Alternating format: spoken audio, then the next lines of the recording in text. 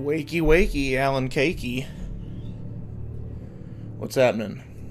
Alright. Hello, hello. I left it, I had to deal with some audio issues. It's really annoying about the streaming from the Xbox thing, but I left it a little bit to give people time to join. And I see we have you. That name is still so funny, Dwayne Pipe. Alright, well, you know what? So last time I turned the game volume up because we were jamming out to Old Gods. So my volume levels are a little different this time than last time. So I need you to shout it out, tell me in chat if the game audio is too loud and you can't hear me and vice versa. Hail Kingerd, what up, what up? Okay. Well, early bird gets the worm, if you ask me, because I know this chapter starts off right off the bat with an important plot point, so I wanted to wait. I say early bird gets the worm. This one's for you and me.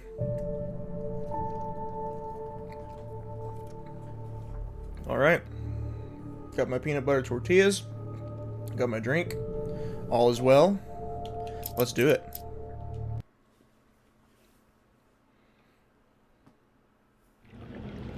Oh no. Oh no, not doing that, sorry. Remember how we quit last time during the credits? It must have not saved the checkpoint. That's okay, because we can just go to the chapter start. Here we go. Previously on Alan Wake. Under the influence of the Dark Presence, I wrote a horror story that is coming true. Jagger had been my editor, making sure that the unfolding story would make her more and more powerful. Some part of me had been aware enough to write my escape into the story. Together we can create something absolutely wonderful. The lake, it does something to the works of art created here. It makes them come true. My mom gave me this old light switch. The clicker. Alice is being kept in a dark prison. I need to find Cynthia Weaver to fix this. It's your fault, and you're gonna pay for it. Well, we're expecting a record crowd from the neighboring counties. Naturally, we hope to break the record set by last year's Moose Fest in our neighboring town, Walker. Moose Fest? That's heresy. Some people Deer Fest only, dog. Big deal about Deer Fest, and I think that this sums it up.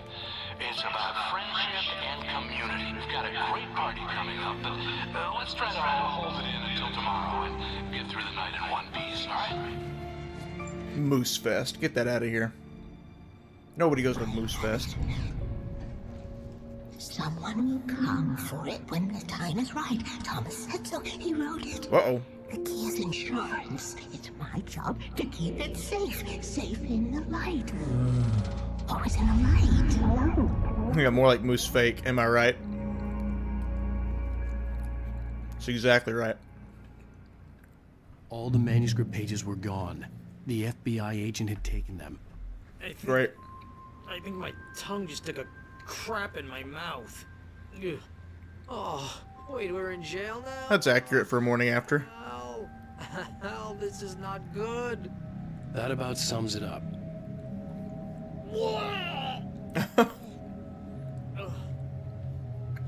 Oh, I am never drinking again. Yeah, okay. I need to talk to Weaver. Mr. Booze She performed Millionaire. the song, the Lady of the Light.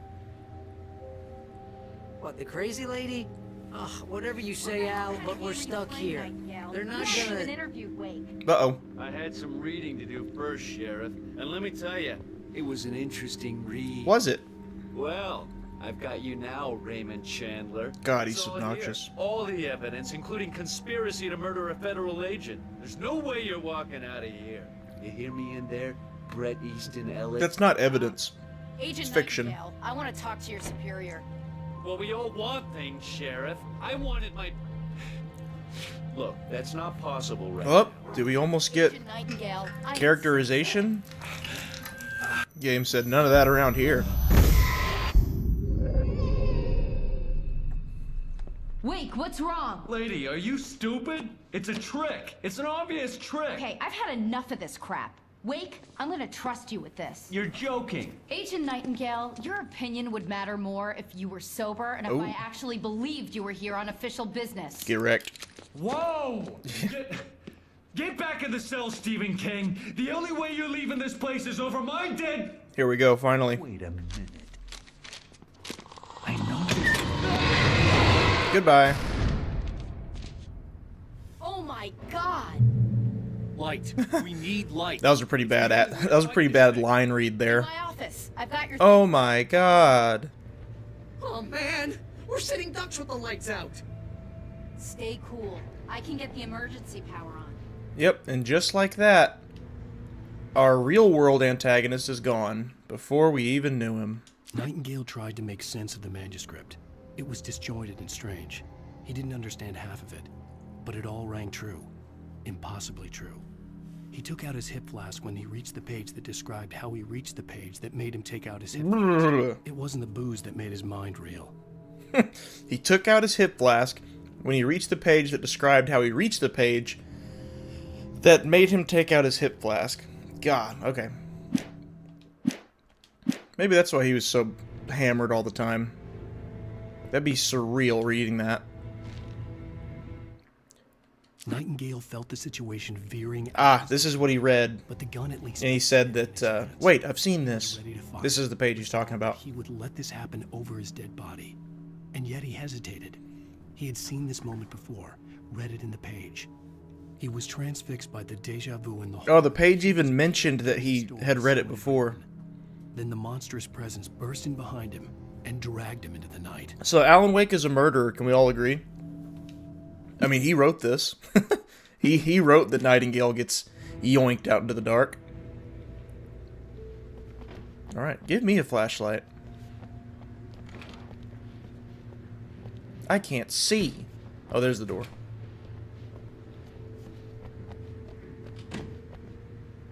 Alright. To her office. Nope. Hit the breaker, Sheriff Breaker.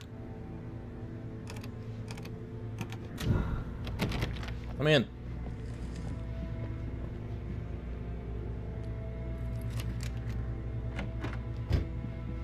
Here are your things. Wake, what do I need to know? What do you need from me? Nice. They can be hurt in the light, only in the light. And I need to find Cynthia Weaver. She can help me stop this. Light. Check. Cynthia. She lives in the old decommissioned power plant. I can get you there pretty quickly in the rescue chopper. Come on, let's get back to your friend. Yeah, that pump action was definitely not mine. She just let me snatch that out of a locker. Wheeler, I need you to stay here. What? No. We're going to fetch our ride, but I have friends who need to be warned about this, and I can't be in two places at once. I need your help. Well, okay. Here's a list of people and phone numbers. I need you to call them and tell them you have a message from me. Night Springs, okay? They'll know what to do. Night Springs? Like the TV show? Gotcha. Oh, hey, that radio guy is on the list, Maine. Who's Frank Breaker? He related to you? My dad. Hey, is this like a secret society? Yes. Can you do this? You'll be safe here. The backup power's on. These guys need to be alerted, just in case we don't come back. You'll come back for me though, right? As soon as we get the chopper ready. Thanks, Wheeler. I owe you one. Okay, let's go, Wake. Through the back. So when I replayed this, Wants a pizza. You think there's any way I could order? when I replayed this game, I was really Hangover, confused once you about shut up and get to work. the significance of this. And it wasn't until Mr. Breaker, this is Barry Wheeler. Yeah, I know it's late, but listen, the sheriff, Sarah, asked me to tell you something. She says Night Springs. yeah, so I was confused about the significance of this, and it wasn't until later that I realized him making these phone calls right now and telling these people Night Springs No, is how she's just... the Federal Bureau of Control gets alerted about what's going on here, and then they show up. Not in this game, obviously. Actually, I'm a literary agent, sir. I'm just helping... No, this is the one and only connection we get to Control in this game, is this right here, him making these calls. Because she's talking to Sheriff Breaker's dad. Hey, Krishna. Secret Society of Spooky Stuff, basically. Well, I'm glad to hear that, sir. I'll tell Al... I won't make us sit here this whole time, but you can sit here and listen to him talk to different people for probably like 5 minutes. Yeah, that's right. It's actually really impressive. It's impressive how many voice lines they did. Hey, the sheriff's dad is a big fan, Al. Said you're the best thing to happen to crime fiction since James Elroy. I think he was a little drunk, though. Nice. But yeah, so him calling Sheriff Breaker's dad, and then he either like works for the Bureau or has a friend that works for the Bureau, something like that. He's the one who lets them know, hey, there's goofy stuff going down. It's spooky season over in Bright Falls. Head over there. So the Bureau shows up here. Yeah, see, look. Again, we won't stay and listen, but basically he goes through several different phone calls, and then it comes to one where it's like a lady who's like shouting over him, and he's yelling back at her, and he's like trying to talk, and she won't let him. And then that just starts to loop over itself. Oh hell! Whatever took Nightingale must have broken the gate controls. How'd you How'd you gather that? The other side over the rooftop. Oh, there's I'll open the gate for you once I'm... dark stuff on there. Well, here, I'll take care of it right here, Sheriff. Are you sure? There we go. Okay then, but hurry.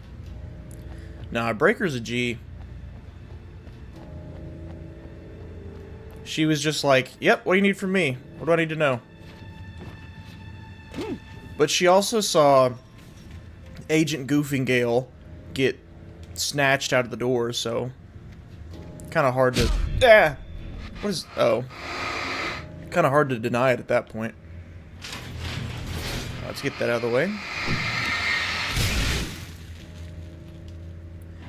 Wakey, wakey. You know, whenever this game first... Oh, there's the Deerfest float. Yeah, Deerfest, ladies and gentlemen, not Moosefest. Hello, bird boys. Foreshadowing, perhaps? Looking forward to that. Looking forward to what? The Bureau of Control coming by? Yeah, we're gonna play Control again after this. I'm just kidding. Hey, the stream is actually way less delayed than usual. It's like... Oh no! Jesus. Alright. Usually the stream is delayed by like 30-45 seconds. Right now it looks like it's only delayed by like 10 seconds. Like when a chat comes through, I have to think back about a minute. Yep. Hello, bird boys. I usually have to think back about a minute and be like, alright, what were they responding to? Okay, so we learned last time that flares don't do jack diddly to these guys. Dude. Ah! Spin and shine, spin and shine. Yeah, boss fights with these birds, that is what it is. You just keep spinning and spam the boost. So for context, I think that is where we're headed, up there on the hill. So we are looking for Cynthia Weaver, and the sheriff said she lives at the abandoned power plant. Hey, Sheriff! Because of course she does. Night Springs? What's that all about? It's a stupid joke we have. That Bright Falls is the original inspiration for the TV show. This town can get weird at times. Never this weird, though. I kind of wish they would dig into that more. You need to bypass the damaged control box. Well, I guess Am I an electrician? Hold on! Being a jerk. She's helping you in every way possible. Go be the jerk. Alan Wake 2 actually does dive into that a bit. I wish this one did, though. Like, people who are... Oh, man, that's smart. People who are aware of all the goofiness. Our first stop is the town hall. Like, people in positions of power that know about it. Like, that's a cool idea. But we do get to see some of that now in Wake 2, though. Looking forward to Barry and his phone calls. Oh.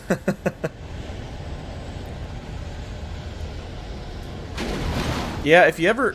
Jeez, do I run from it? God, that would have hit me.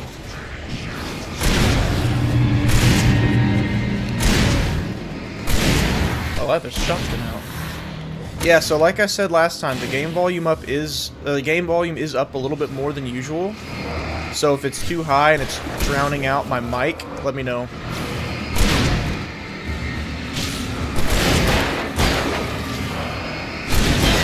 Audio and volume and stuff on YouTube is the bane of my existence, I've discovered. And I'm always changing it, messing with it, playing with it, trying to get perfect levels. And I think I've landed on the fact that I just never will. So I just have to ask y'all, hey, does this sound right? Sound is fine. No, you're good, man. I just meant, like, if it... Oh, can I... I don't think it matters, but I guess I can get rid of this fan. No, I just meant, like, if it sounds off, let me know. Because this is a very action-heavy chapter. Lots of gunshots and lots of all that stuff going on. Oh, hello. I want you to hit me. I want you to hit me. Do it. Ah! And it's gone. Goodbye, Deer Fest float. You know, I was really hoping for a boss fight with that thing. What the... What is that? I was hoping for a boss fight, but, you know, just kind of dodging it we'll have to do. Alright, I'm forgetting all the controls. Dude, she's wiping them out without me. She doesn't need my help. I'm about to die.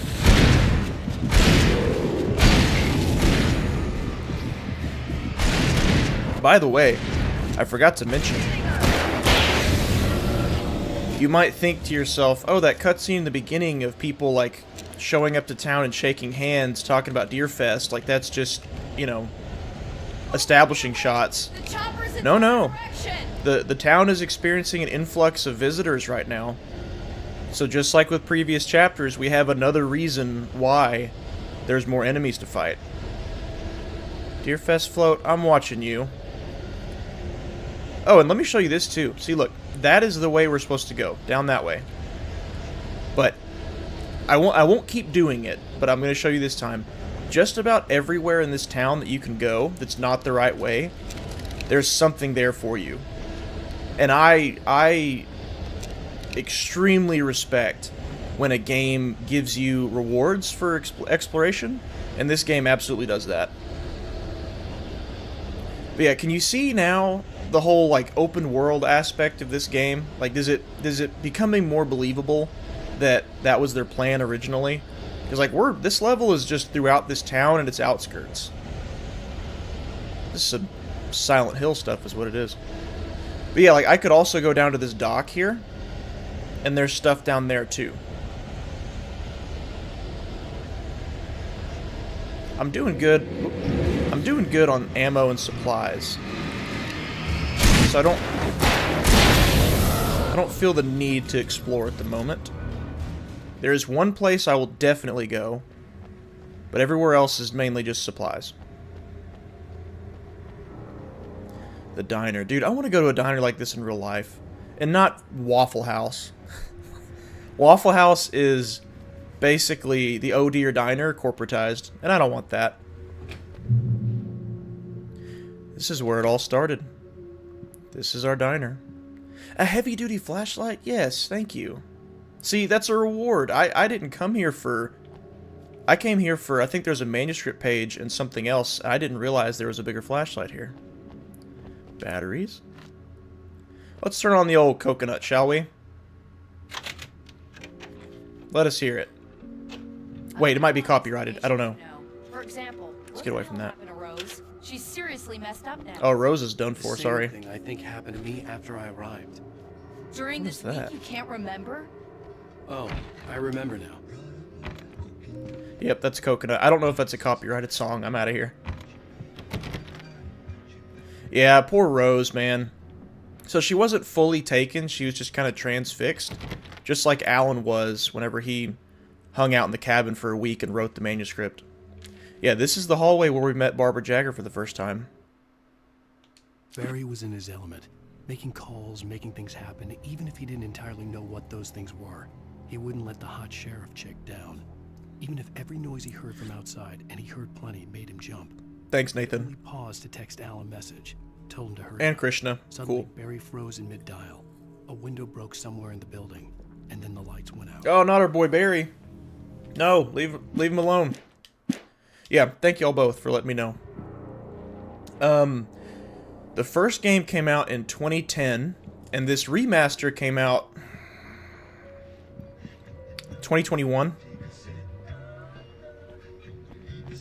Friggin' Coconut. Yeah, so the Anderson brothers only ever listened to Coconut. So naturally, when you turn on the jukebox, it goes straight to Coconut. Yeah, 2010 feels like so long ago, yet almost feels like yesterday that I was playing this game for the first time.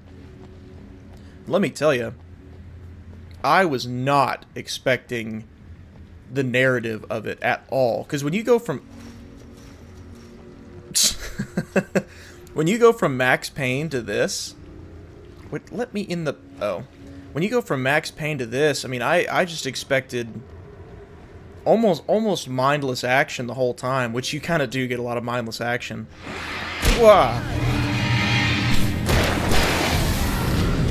Oh, and also, that wasn't funny, Alan. Stop making jokes. It also, the Deerfest people coming into town and acting up and, you know, throwing parties is a world-building reason why everyone's not coming out of their apartments and looking around right now, hearing all these gunshots, because apparently this happens every year. Like, not this, but people act rowdy in the town and all kinds of stuff like that. The townspeople are used to it by now. We got a couple new enemy character models out of this. So I'll show you. Well, obviously we got... See this guy in a hood down here? These are guys that work... Those are dock workers. So we're up here next to the docks. They're the guys who work with... I want to say... Well, shoot. What do people even fish for over on the northwest coast? I don't know. Would it just be fish? I don't think it'd be crabs. But anyway, you get what I mean. See, look. See that building over there? Seafood, fresh seafood? Fish. Oh, fish and shrimp. There you go. So yeah, it's a bunch of dock workers that got taken too. And we start seeing people in just business clothes, like ties and just normal looking clothes. It's because there were just people here hanging out in town. Bright Falls Deerfest, baby. Unironically, I want to go to Deerfest. Hey, Rich. Yeah, dude, I don't know what's going on, man. I have gone through all my settings every time I do a stream, and I've got it set to public. I've got notifications on, and every week someone comes in here and says, "Hey, I didn't get a notification," and I don't know what to do about it. I'm not sure what the problem is. In fact, like with a story game like this, it's kind of important that if people want to watch, they know exactly when it goes live. Because like even today's stream, there's a story beat right off the bat. It's an ambush. So I don't know. I'll keep looking into it. But no week skips today. Even after I went live, I double checked my settings to make sure everything was there. Because I was noticing like a couple minutes had gone by and there weren't any viewers yet. And I was like, all right, something must be up. Come on, big idiot. There we go. Is there another one? Yes. Got your rubbers on, brother. Hello. Another dock worker. Yeah, it's really oh my. Yeah, YouTube's frustrating sometimes. Like I don't know what I'm doing wrong because I have all the same settings as I did on the last channel. It almost makes me question if YouTube has issues with like unmonetized channels, like smaller channels, and they don't bother doing anything about it because why would they? you know, they stand to gain a lot less money from that. I don't know. That's a tinfoil hat thing. I have definitely noticed it. This is usually to go back to the start, then play at 2x speed to catch up. Yeah, that's my boy. Well, the good news is, a lot of the beginning of the stream was just me having the stream starting soon sign on, because I wanted to give people a chance to jump in before we took off. And look, some supplies down here at the end of the road. Dude, Alan Wake 2, I guess maybe it's not a spoiler. Alan Wake 2, you're back in Bright Falls, and it's actually really funny to me just how close the town is in that game to this. Like, they recreate this whole town, and it's pretty cool. It's nostalgia for sure.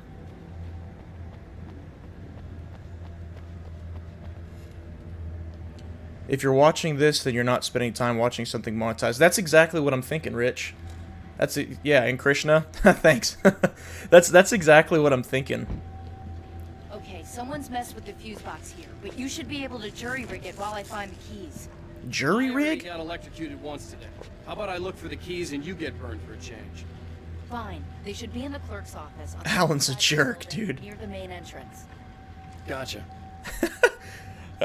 He just told a woman he would rather her get electrocuted than him. Let's not overlook that. What a jerk. Okay. So if I remember correctly, the key is downstairs. The keys aren't upstairs, Wake. I'm just gonna take a quick look. Thanks, Sheriff. But I think there's something up here worth finding. And it's a Night Springs episode. Just kidding, we're not gonna want. Whoa!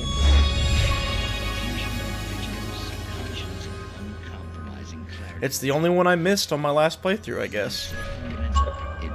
I know what it is. I don't know what's up here. I have no idea. I just remember that when I'm playing single-player games by myself, I'm an exploration nut.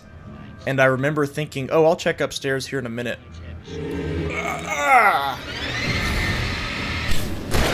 Did he just clip through the ceiling? Oh, no, he came through there. Came through the skylight. I remember thinking, I'll check upstairs here in a minute. And then something happens to where you can't come up here after that, and it bothered me. I think that's what it was. Yeah, like this game would probably take twice the time to finish if you try to explore everything, like I do.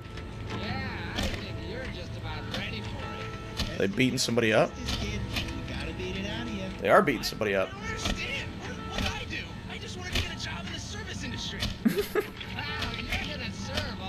Who says that?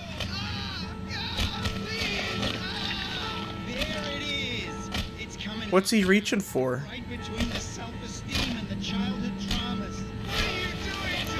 Oh my god!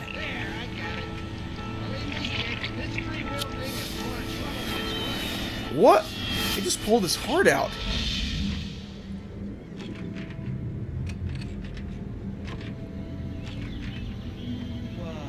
What was that? Oh, nothing for you to worry about, Danny. I don't know what I'm supposed to do. We'll tell you all about that. Don't you worry. Is this a metaphor for, like, laborers? Another vacant worker act. It is. Oh my god. Violence for the pleasure and convenience of Oh my god. stranger things can happen in Night Springs. I just wanted a job in the service industry. They cut his heart out, took away his free will, and now he's a worker drone. Holy messaging, Batman.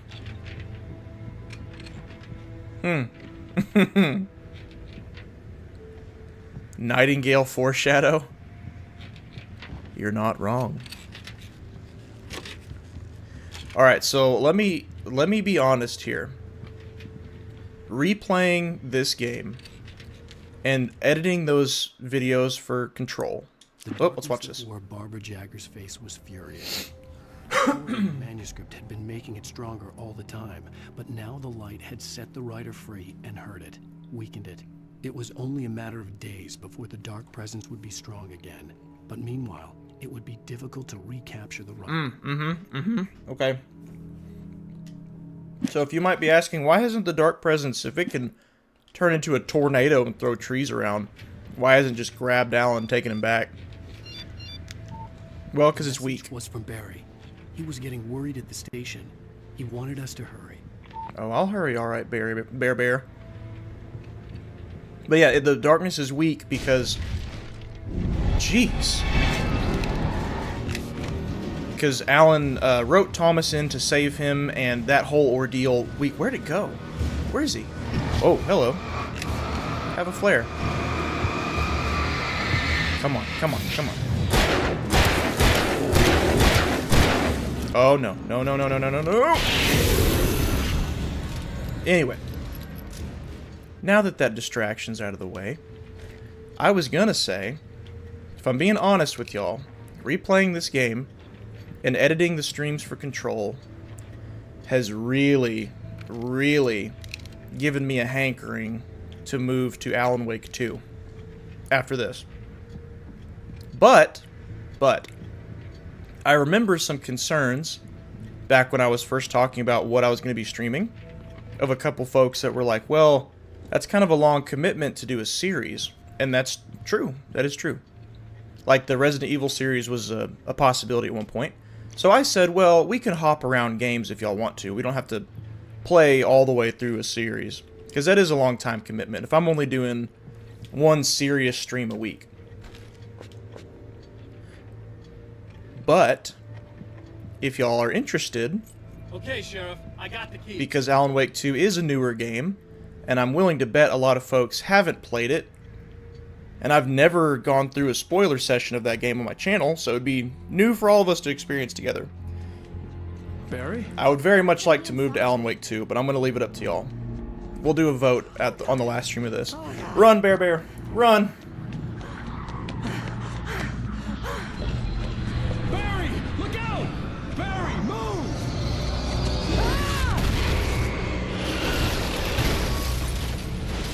Barry! He made it inside, Wake. He's okay.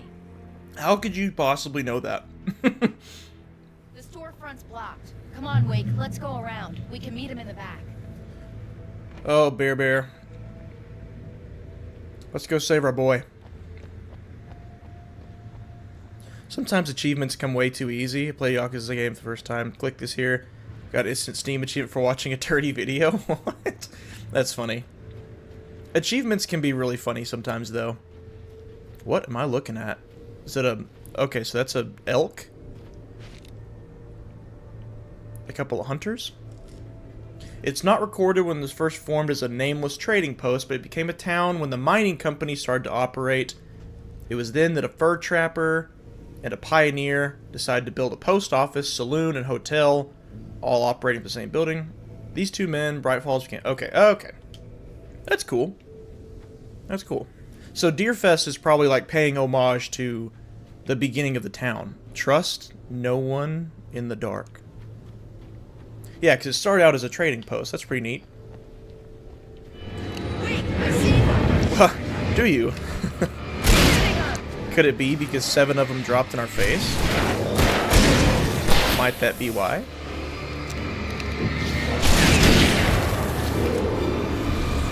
Yeah, think about this from Sarah's perspective right now, though. Like, these are her friends. These are her friends that we're gunning down. And she's just been exposed to all this for the first time. Like, Alan, it doesn't matter. Every single Taken we fight is, you know, some random schmo. But to her, like, she knows all these people.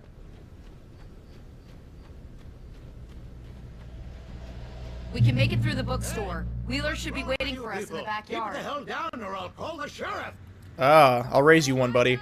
I've got it. I've got the sheriff here. Sarah, about time somebody showed up. All the shooting in the air is idiotic. One of these days they'll kill somebody. And over Deerfest. I know. Go back to bed. He's got a point, Wake. Look, this town can't take this. Alright. Rich and Nathan, noted. I appreciate that. You know, that's probably one of the really cool things about having a relatively small channel, is that every stream that we do... Whoa. Wait a minute. Okay, so this is funny. I mentioned this in my longer video. So they're obviously capitalizing on Alan Wake being in town, like this bookstore. Like, they've got these posters in the front. They've got posters here on the left. That's pretty funny. Makes sense. It probably heard... They're really taking advantage of your presence here, Wake. Yeah. I heard they're selling a lot of your Alex Casey books. Right now, I'm not a big fan of my own writing. Also, I didn't notice this until playing Control, but this image of a spiral shows up all over the place. Because if you remember, there was the door in the Ocean View Motel that Alan was in the Alan Wake DLC, had a picture of a spiral on it.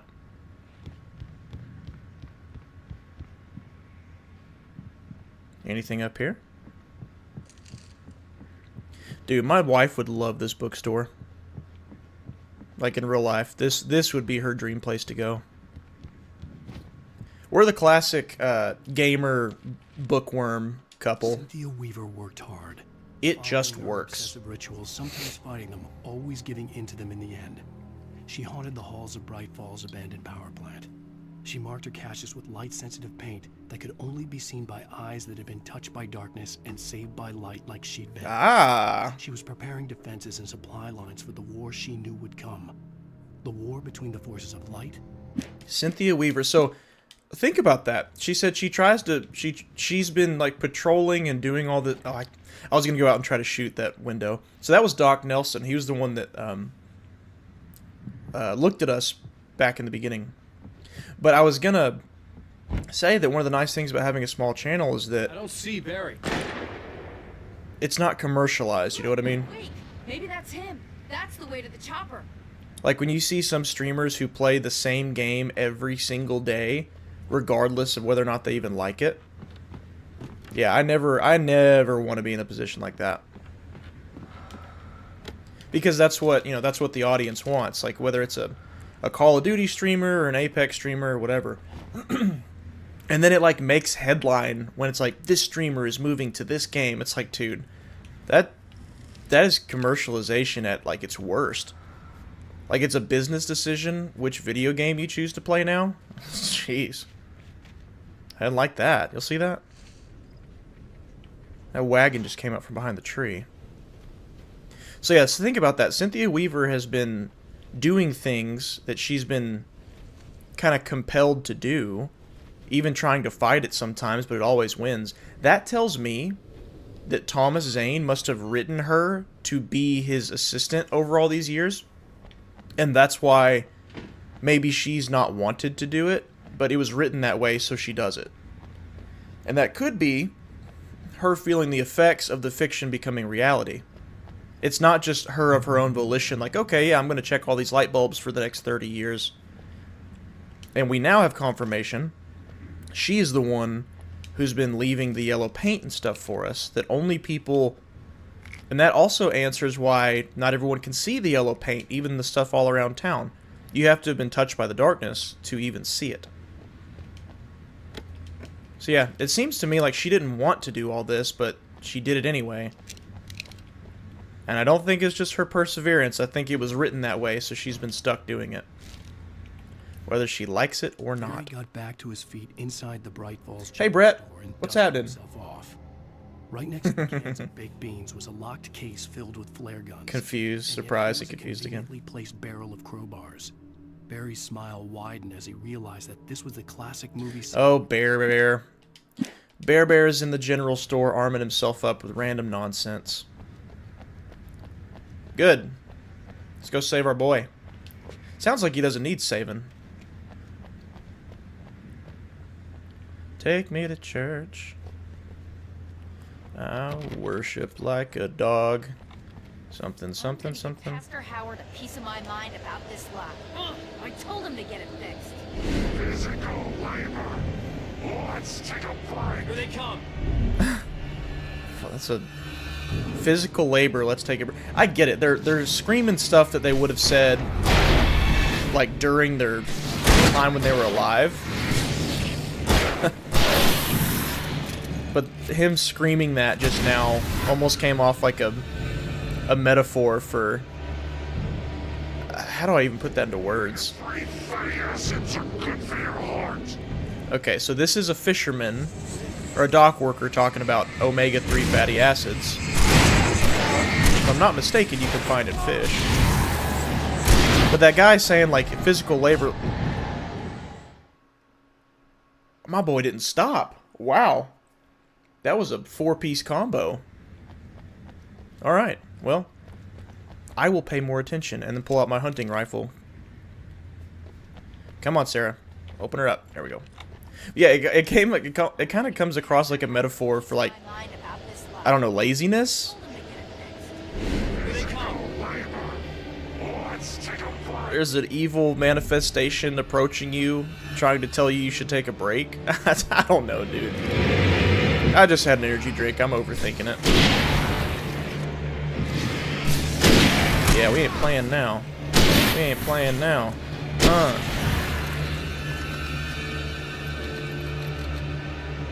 Alright. Come on. Come on. Hello? Get dodged. Oh, these are all speeders, that's why. Okay. I thought I was just sucking. No, it's because they're rolling up on me at Mach 3. Give me a flashbang, would you? Dude. I love how the objective is just survive. No, don't do it, don't do it! Oh my god, okay. I've never died at this part. So, alright, so those guys that speed up to you... That's interesting. Okay, so that's a mechanic I've never actually noticed, because I guess I've always just killed them too fast to notice it. So they speed around, zip around, it's almost like a charge up, and then if you let them get to you, they're going to keep hitting you till you're dead. Like, the stagger makes it to where they will keep hitting you. So the key is to do not let them hit you the first time. So here's what I'll do. I'm going to pull out my flares for the regular guys if I need it. No, I'm going to pull out a flare so they can't get close to me. And then as I see them, I've got 3 flashbangs and I'll use that. That'll work. These guys are weaker ones.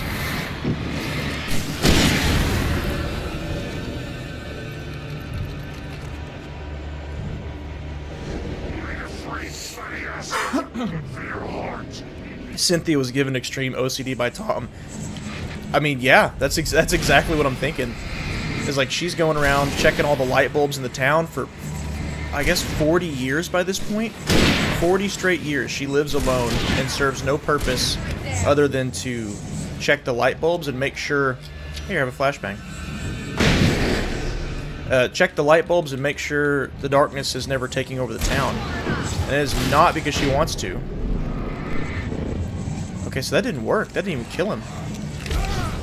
That's interesting. Alright. Speedy boy, where'd you go?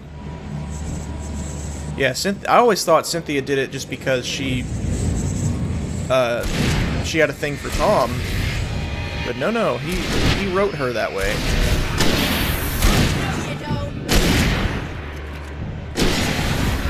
Yes, please, and thank you. That was satisfying to see. We good? Has the assault been survived?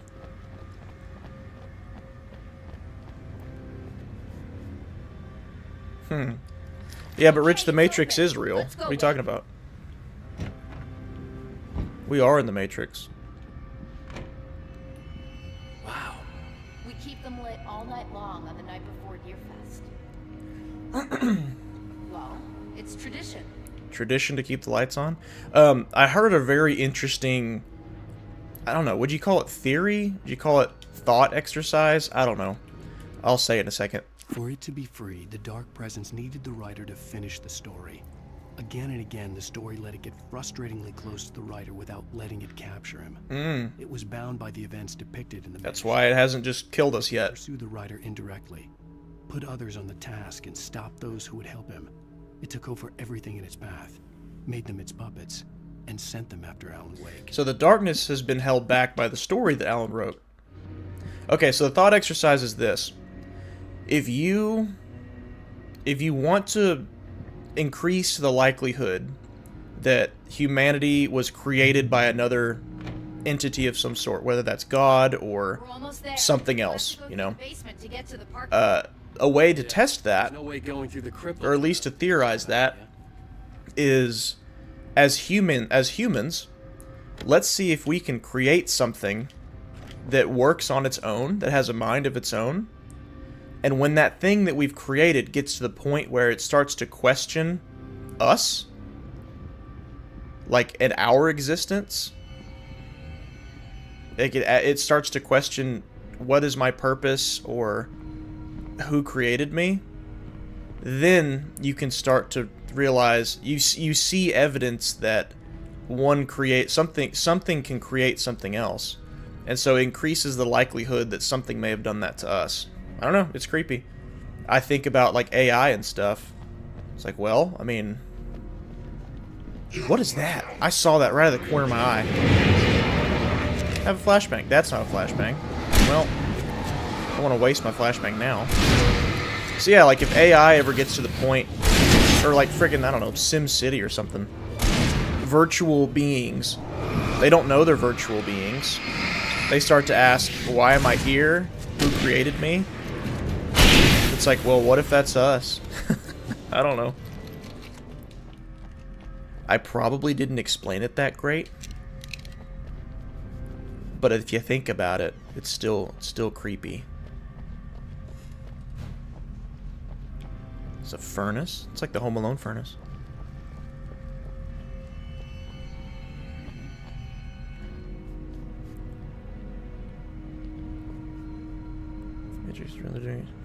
If the Matrix is real, they're doing a terrible job at making me want to stay here. Good one. Alright, let's kick this door in. Jesse Faden style. Did you call 911? No, I didn't. Leave me alone. Guess that one saw the light. Oh. You didn't like that one? A tough audience. Well, I got plenty more. Fourth wall. What are the Christmas lights? Look at this guy. Look at Bear Bear. Action, man. Like garlic against vampires? Here, have some light in your face. Vampires. The helicopter's just across the parking lot and up How about the you, hill. Breaker? Will you cover your face? Oh, she looks away.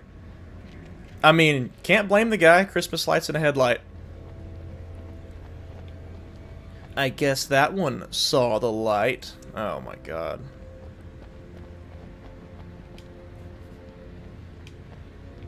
Avengers Age of Ultron, basically. Basically, yeah. If we are able to create something that questions us as its creator, then that increases the chances that something else did that to us. Something created us, and now we're questioning whether or not we were ever created. Superpower. I can just look at one of those things and they die. It's my flaming eye of Mordor. Eek. I wish I didn't say that. Yeah, I wish you didn't too. Hey, Actually, I want a headlamp. yeah. Last one. Bastard. Yeah, I think I take that back. If I were in a group, if I were trapped in a evil dark entity apocalypse with people, I want it to be people who know about Lord of the Rings and will quote it. It was cold and wet and Oh, Alice. without end. She was a prisoner, trapped in the dark place. This is what Alice is going The through. terror would have burned her mind out, but one thing made her hang on. She could sense Alan in the dark. She could hear him. She could see the words he was writing as flickering shadows. He sensed her too. He was trying to work his way to her. There's your confirmation. If you're questioning whether or not Alice is even alive, there it is. She's been stuck in there this whole time, just sitting in the dark place. Which is where Alan was, I think. Yeah, Alan was there for the week that he was out, because he wasn't just sitting in the cabin that was still there, I don't think. Because it said Mott went to that cabin and saw their truck. Went to where Diver's Isle used to be, anyway.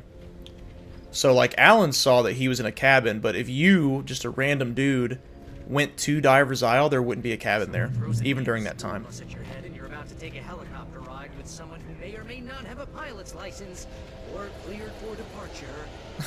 Spring. Funny, funny, funny. No offense, Sheriff. Yep, so we're almost there. Oh, whoa, hey, yo. Alright, so we're out of the town limits, and we're up to the top. The fire station's right up here. Hope they don't need the helicopter for anything.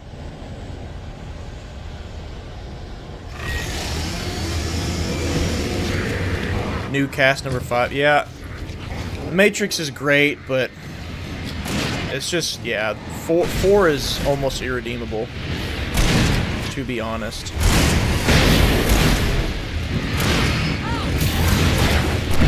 Whoa, hey, oh, it's a chainsaw guy. Did not see that. Dodge it! Ugh! Ha! That was cool. He's not dead. Light him up. Can I shoot Barry? No. Oh, I'm never gonna get used to this. Did I just aim and pull the trigger at Barry without hesitation? Yes, I did. I feel bad for that now.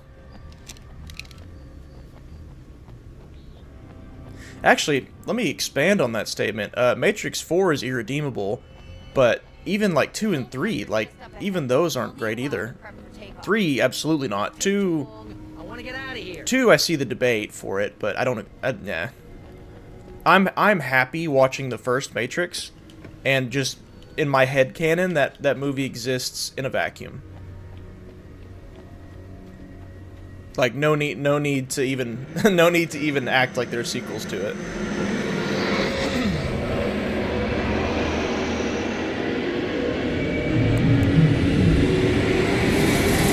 Uh-oh, it's here.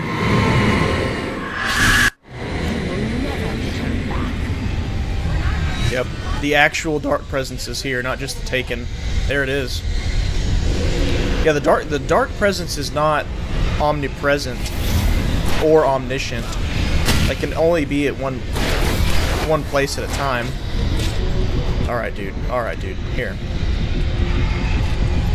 I need my stronger gun out. Come here.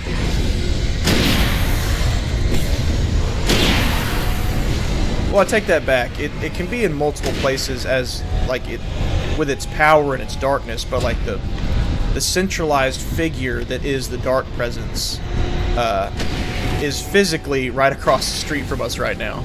It's right there. A manifestation of it. How about that? And we've seen it moving around. Whoa!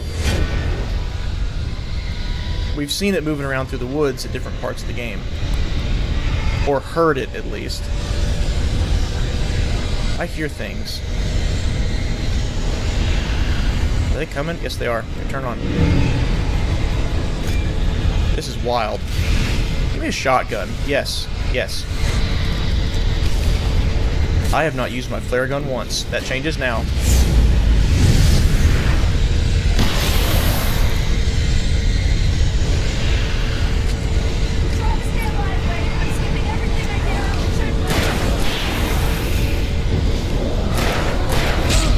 Ouch. She said she's skipping over everything she can in the checklist. It's not concerning at all.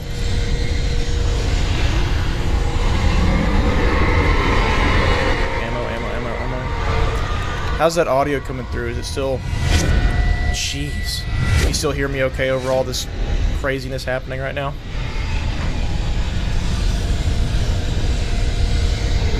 Turn on, turn on, turn on, turn on, turn on.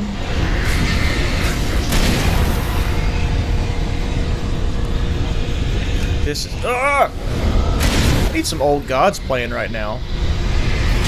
You know, how simple would it have been? Like, oh hey, looks like the radio's on in the helicopter. I can't turn it off.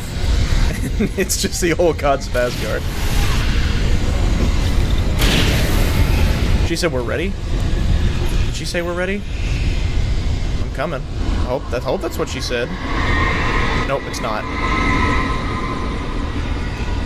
Audio's great, good deal. Well balanced too. Dude, now it's throwing crap at me. That brings up an interesting point. I bet you she can't hit me with those things because the story wouldn't allow that.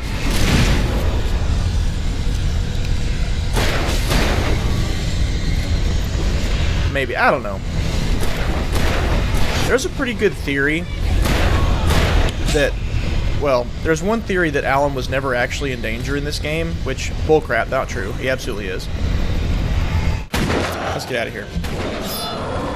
Because it said the Dark Presence can use others to get to him, which is what the point of the Taken is. It just can't get him by itself. Just get me to Weaver, Sheriff. You're taking a big chance on a local crazy lady, Al.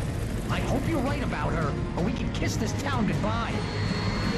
Yep, find the Lady of the Light. We're going to her right now.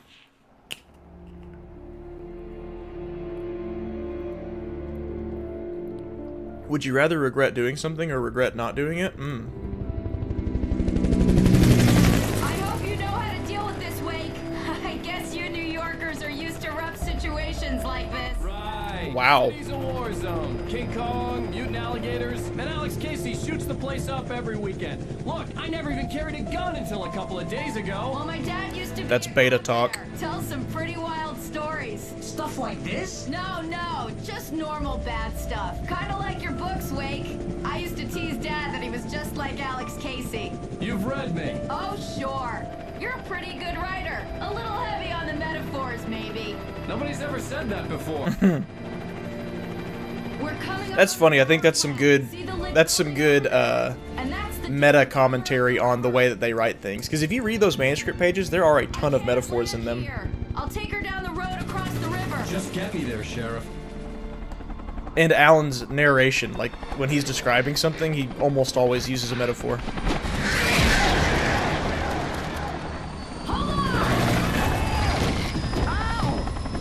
Heck, the final line of this game is a metaphor. It's two metaphors, actually.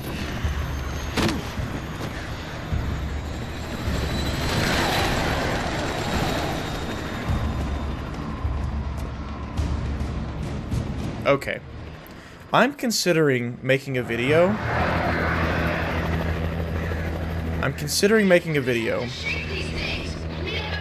In which I will... The premise of it would be a case that I'm making for why the first Alan Wake would work better as a TV show than it does as a video game. Which is the opposite of how most game adaptations are. Everyone likes the game more than the adaptation. Because right now, literally right now, what we're doing is we just got kicked out of the helicopter because some birds attacked for no actual reason other than to give us some gameplay. Right? Because if this weren't a video game, we would just be riding to the power plant right now, landing, and then we go talk to Cynthia Weaver.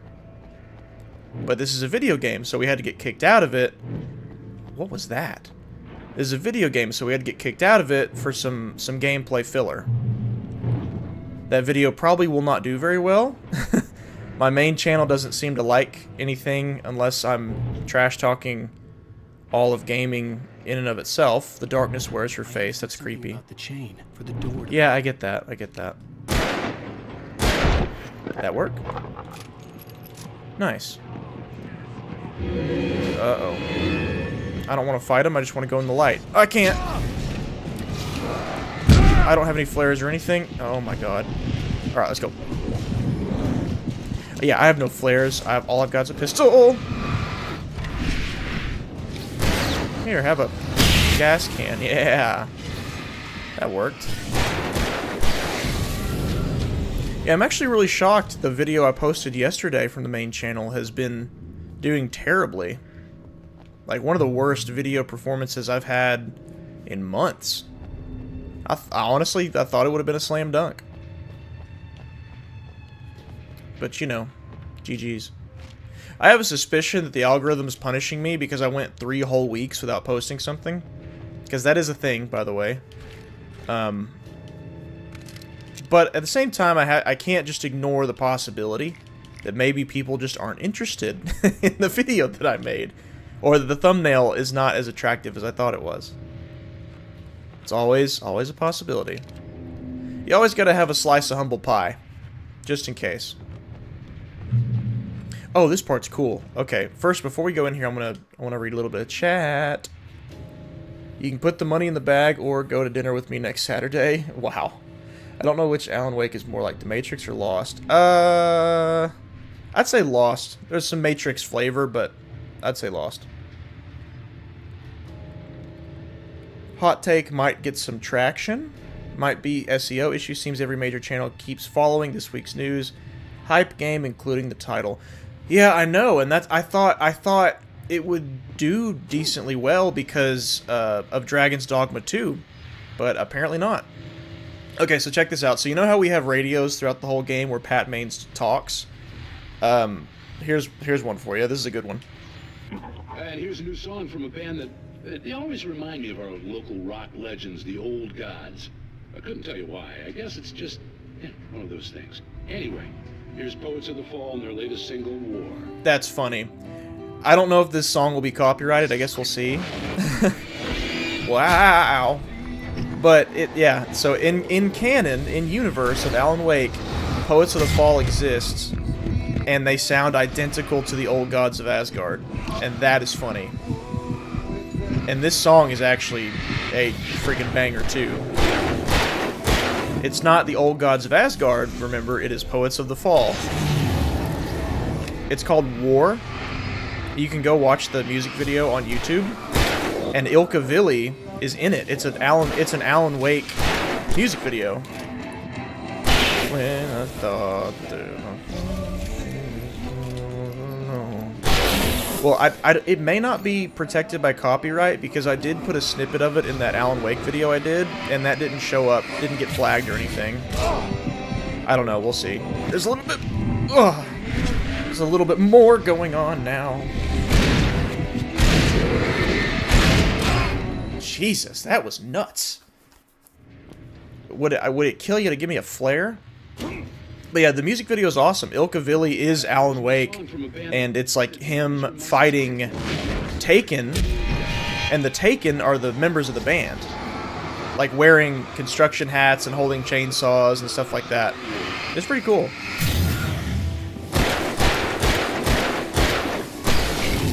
Like the relationship Remedy and Poets of the Fall have is so awesome.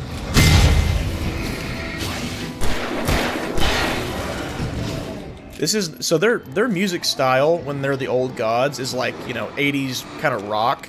That's not Poets of the Fall's like normal vibe. From what I can tell, their vibe seems to be more like this song that's playing right now.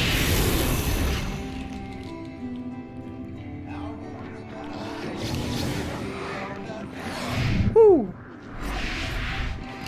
And because I turn on the radio, that entire song will play right here. If you hang out and while you're fighting these guys, it's plays the song. It's not an Old Gods moment, but like still, it's Poets of the Fall. Can't ask for much more than that, you know?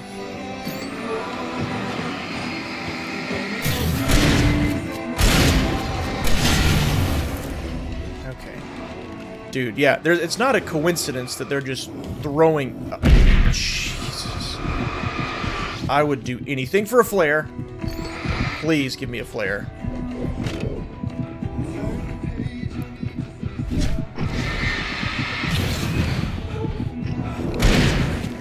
Come on, we're gonna make it. We're gonna make it right now. I think he's the last guy. Whew. That was actually brutal. Yeah, it's not a coincidence that they have a Poets of the Fall song playing in this unassuming random, you know, shop.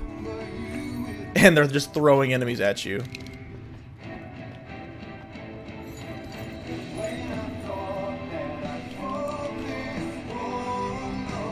Yep, good. Oh, you know what? Maybe I didn't include any of that song in that video. I think I just showed snippets of the music video.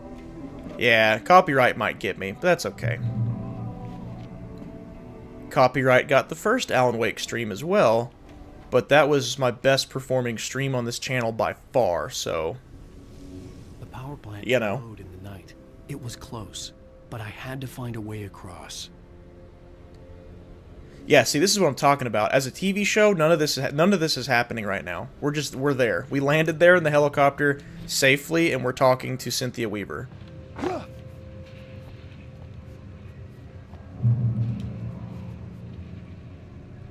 Alan Wake was wasted on gaming. Ooh. Yeah, that might get some clicks, but that even, yeah, wasted on gaming. Yeah, I don't know if I'd say that. That's some strong language, though. Whoa. Ah, so electricity one-shots him. Love it. Yeah, thinking like maybe Alan Wake would have been better as a TV show. Something like that, you know? Then again, with titles and stuff, man, I suck. If you ever hang out on the main channel and like do repeat visits to it, you'll probably notice over time I have changed titles and thumbnails on some videos several times. Because I will randomly just be like, I don't like that thumbnail anymore. I want to change it. Yeah, let's take some light. Like the one I posted yesterday, I think I've changed the title for it 3 times since I posted it. It's bad.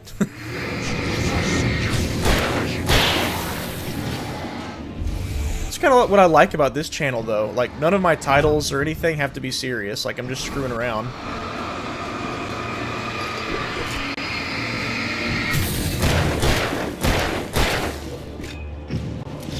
Uh-oh. Come on, come on. There we go. Dude, the big guy that holds the shovel with the brown jacket, that is, unironically a sweet jacket. I would absolutely cop that. Whoop. Do I have another gun? Yes, I do. I'm stuck. I'm stuck. Come on, flashlight! Electricity. Electricity. Did I just show my age? I think I just quoted Schoolhouse Rock. Making her way through the water pipe alone, Cynthia was angry at the writer. Foolish young man, taking unnecessary risks. And the way he broke the rules. Didn't he understand what was at stake? Since the terrible days in the 70s, she hadn't wavered once. Yeah, see, since the 70s. She was tired of protecting the town all these long years, and now only wanted to rest. Yep, she wants nothing to do with this, and she keeps doing it anyway. I don't know about you, but if an old flame from 40 years ago said, hey, I want you to keep doing this thing that's going to take up all of your time. I mean, even think back, like, you know, think back to maybe somebody you might have dated like 5 years ago. Your last failed relationship, think about that. If that person asked you to carry on a request like this, would you still be doing it? And I'm willing to bet the answer is a resounding absolutely not. But now say that was 40 years ago. Yeah, no shot. No chance. Uh-oh. Getting that electricity. Will they back into it? No, they won't. They're smarter than that. Okay. I think you have to push them into the electricity.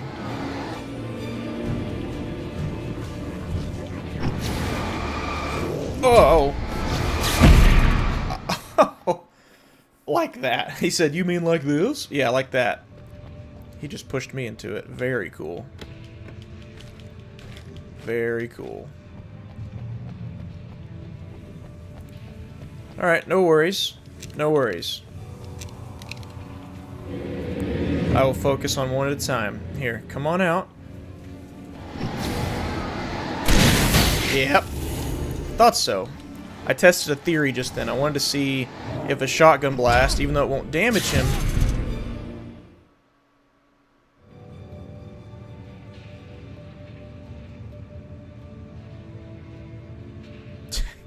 Dang it. Okay. Even though the shotgun won't damage him, it will push them backwards.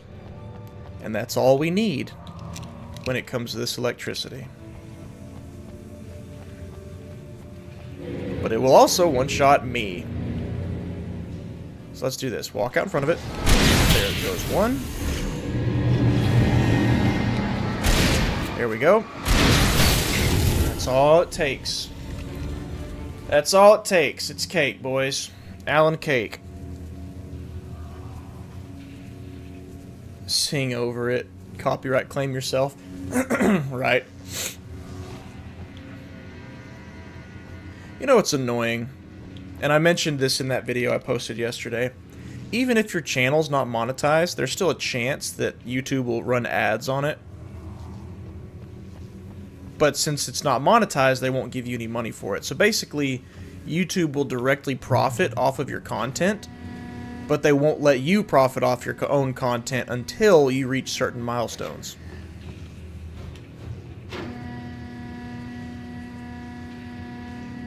Like, there's a possibility. You guys probably won't see an ad on these live streams, but there's a possibility if you're scoping around this channel and you watch some videos, you may get an ad here or there. What is this? Who's hanging out in this chair? Is that beer cans? It's actually not a bad place to sit and drink. Look at that. Imagine you're sitting in this chair. You got a mountain over there, power plant over there, some water. It's actually not bad. The story I had written in the cabin had come true. Touched by the dark presence, I had written a horror story, but the end was still missing. The story was incomplete, and the last unfinished page of the manuscript still sat in the typewriter in the cabin study. If I could get back there, if I could read the page, then I could write my own ending to this story. Okay. And save Alice. So we know for a fact now that the story doesn't actually go anywhere yet. The ending's not done. So if the dark presence gets Alan back in that dark place and compels him again, it could get him to write an ending that sets it free.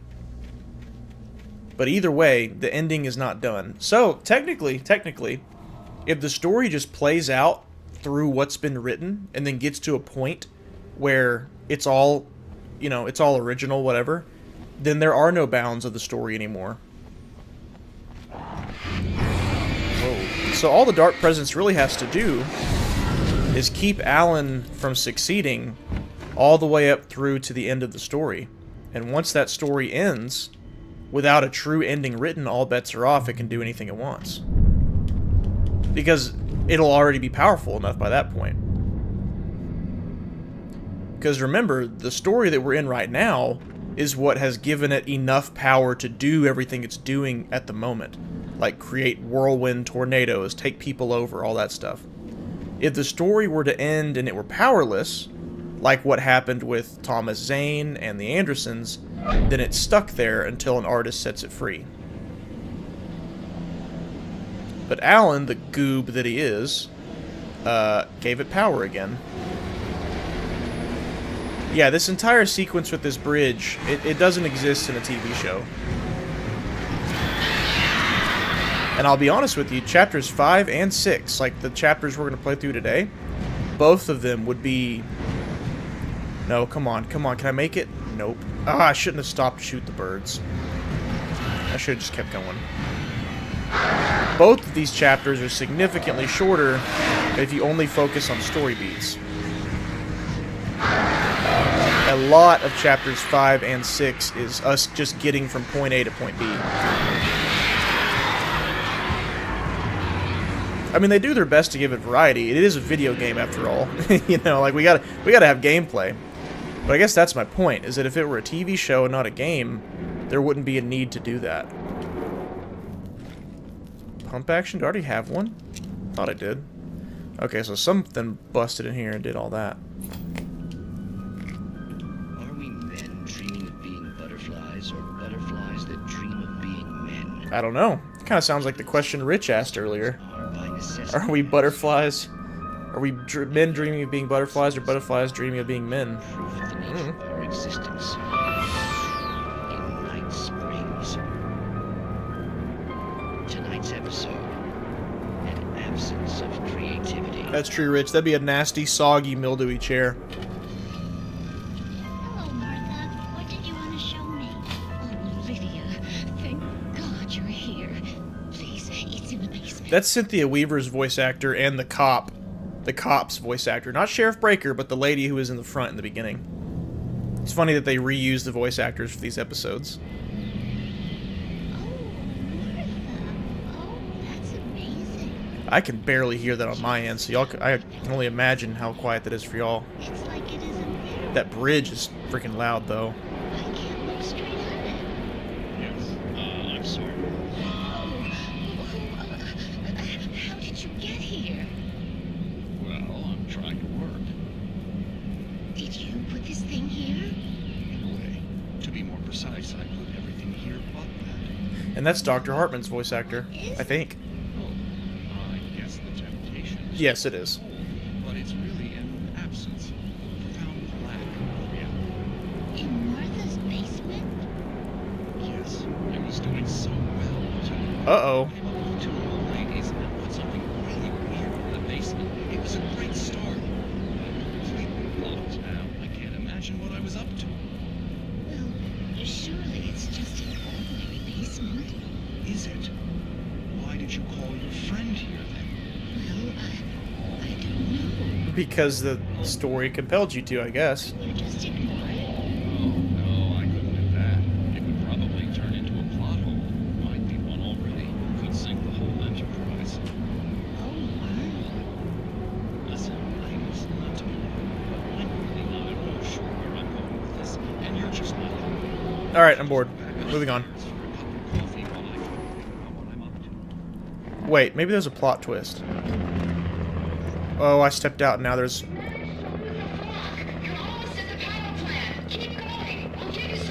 I'll be out in a minute. Nah. That was it. That was the end of it. Okay. Yeah, so here's our chopper. They said they're going to give us support. Let's do it. The best type of support you could get in this scenario is a big spotlight.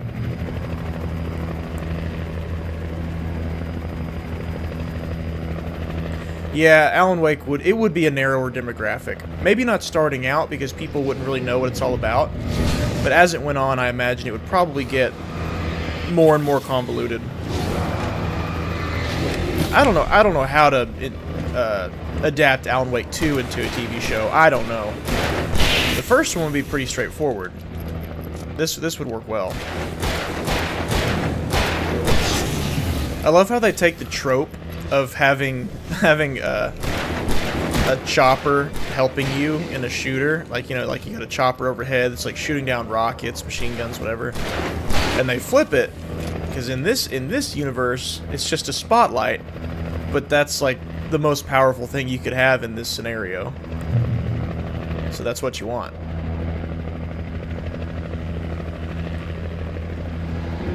Come on, baby.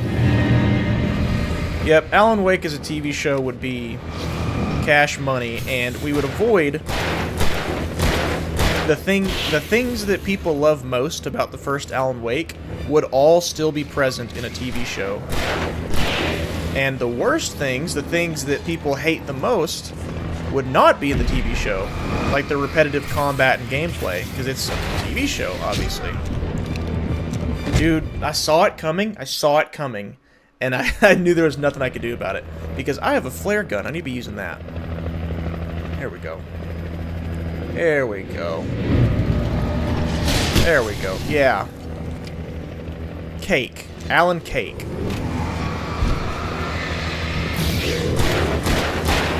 I need to use my shotgun.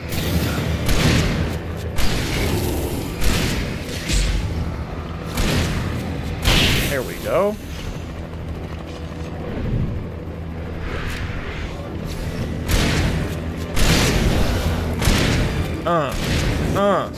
That was the jacket I was talking about, by the way.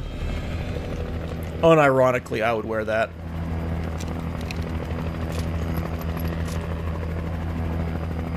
It comes into fair use, but also... Well, there actually is an Alan Wake TV show in development right now. So apparently... God, that was loud. The birds are back. Yeah, apparently, Remedy and I want to say AMC. Whoa, get away from me. Get to the light. Yeah, I can't touch me now. Apparently, I want to say AMC. Remedy and AMC are partnering to make an Alan Wake TV show. And Sam Lake will be creative director of the show. So what I what I hope doesn't happen is that he goes to Alan Wake 2 on the TV show. Because if he does, and it's... Let me put it like this. If the TV show is intended to introduce Alan Wake to a new type of audience, you got to start with your most simple foot forward, which would be the beginning of this game. The beginning of this story. It's the most straightforward, easy plot setup, and anyone can get into it. If he starts off with, like, the... This is neat. If he starts off with, like, the flashing imagery and the weird psychedelic stuff, like, it's going to turn people off and they're not going to watch it. So, I hope they take Alan Wake 1's aesthetic and story and style, like homages to old TV shows and stuff, and don't make it overly weird. If you want the show to get weird as it goes on, you know, fine, do it. But not at the start. People will tune out if you do that. The demographic's already going to be narrow for a horror drama. No need to make it even smaller, you know?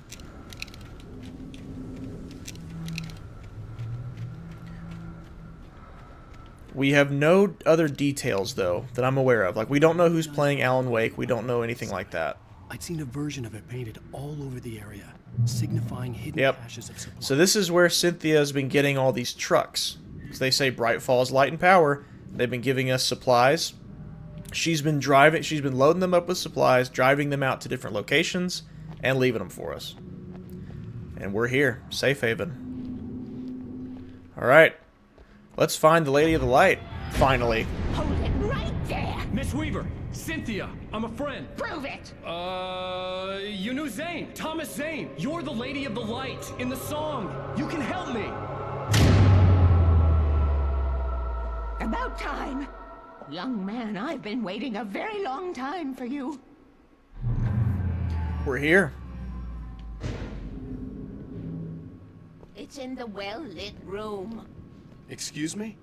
What you need to drive the darkness back. Okay. It's at the dam. It's what she's guarding. It's what she's been... The whole reason why she's here with all these lights. The cabin, fine, let's go. I can get my friends to come back with the helicopter. Oh, we won't go outside. Never at night. That's rule number 1. You've been breaking the rules, young man. Where's that gotten us, Oh, I have a secret. We just get reprimanded. Old water pipe. Whoa. And like that. Something was damaged at the transformer yard. It's draining all the reserve power. Without it, the pipe will go dark. The power to the yard must be cut. Let me guess. You want me to... Yeah, have some light in your face. You're the one who likes to break the rules. I can't be outside in the dark. The kill switch is outside. Okay. First off, when she said something was damaged at the transformer yard, I made that face because the first thing I thought of... I've found my caches, haven't you? I have found your caches, yes. Very few people can. Mm-hmm. Yes, please. Take what you need. This is all for you, for the likes of us. We do Tom's work, don't we? Hurry! The switch is on the wall facing the shore. When she said something was damaged in the transformer yard, I made that face because the first thing I thought of was me pump shotgunning those Taken guys into those power cables and breaking them. I was like, whoops. The emergency switch. Might have been me. She said, you can't go out in the dark. Also, I need you to go out in the dark. Oh. Yeah, here we go. Here's our dynamic. Darkness waits in my dreams. Sounds a little... I miss you, Tom. Yeah, remember that room we found in the basement of that house that had, like, I curse you, Thomas Zane, and you talked to me on the TV? That was Cynthia's place. One of her places. Tom. Yep, she is obsessed with Tom. What books does she even have here? I don't know. Let's go get this power, shall we?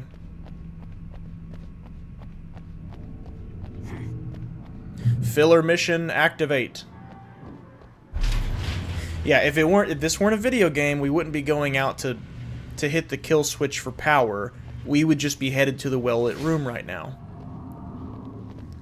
And then, God. Oh. That's the same guy. The same guy that jump scared me when I made that super long Alan Wake video. I think I even mentioned it in that video. Oh, I'm so mad that got me a second time.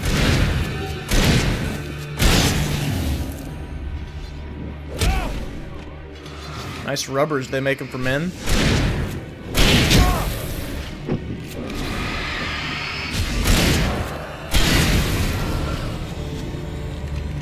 Weaver had sent me to cut the power to the transformer yard.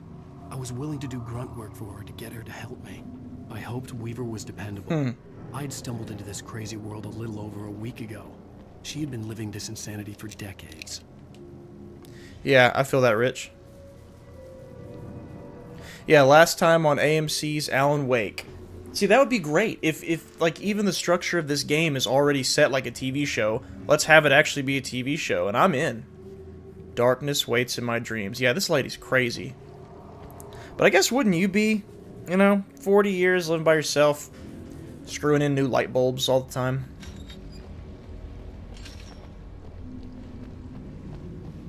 So she's protecting something that Thomas Zane left for her.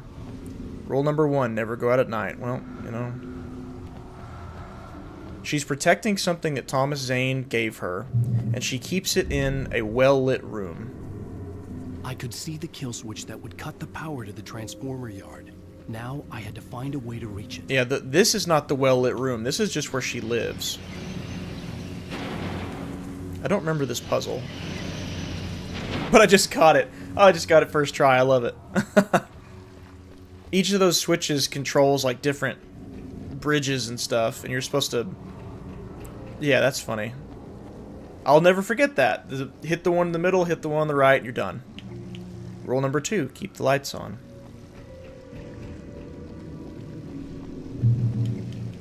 Yeah, TV show, and we are knocking on the door of the well-lit room right now. Oh! Oh! Was not expecting that. Okay. Well. So we're cutting the power, and that causes this bridge to open. So let's go ahead and get on this side. Oh, I should have... Am I stuck here? No, I'm not. We're good.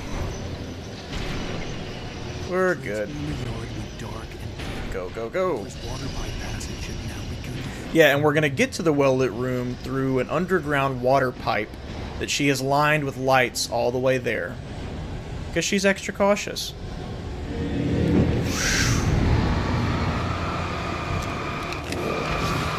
Old boy heard me compliment his coat, and he came out to show it off again. See, look at that. Look at that jacket, dude. I would love to have that. Alright, no need to be cocky about it. Yeah.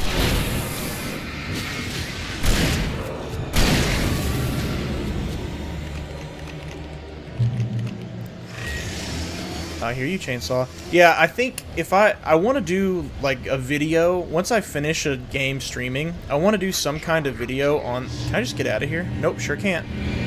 I can't, I'm stuck. I want to do some kind of video on the game that I just streamed. And as far as, like, the SEO stuff goes, and the, you know, the game, the news of the day and the game of the week, those videos will probably never take off. But that's okay. Because the way I see it, if I'm streaming these things, and I've got all this footage, I might as well use it for a video I want to make, you know? Like, I've got a Control video coming out on April 12th. And the only reason I even made that video was because, like, well, I mean, I just took all this time to play through Control, and I've got footage of the whole game from start to finish. I'm going to use this footage for something.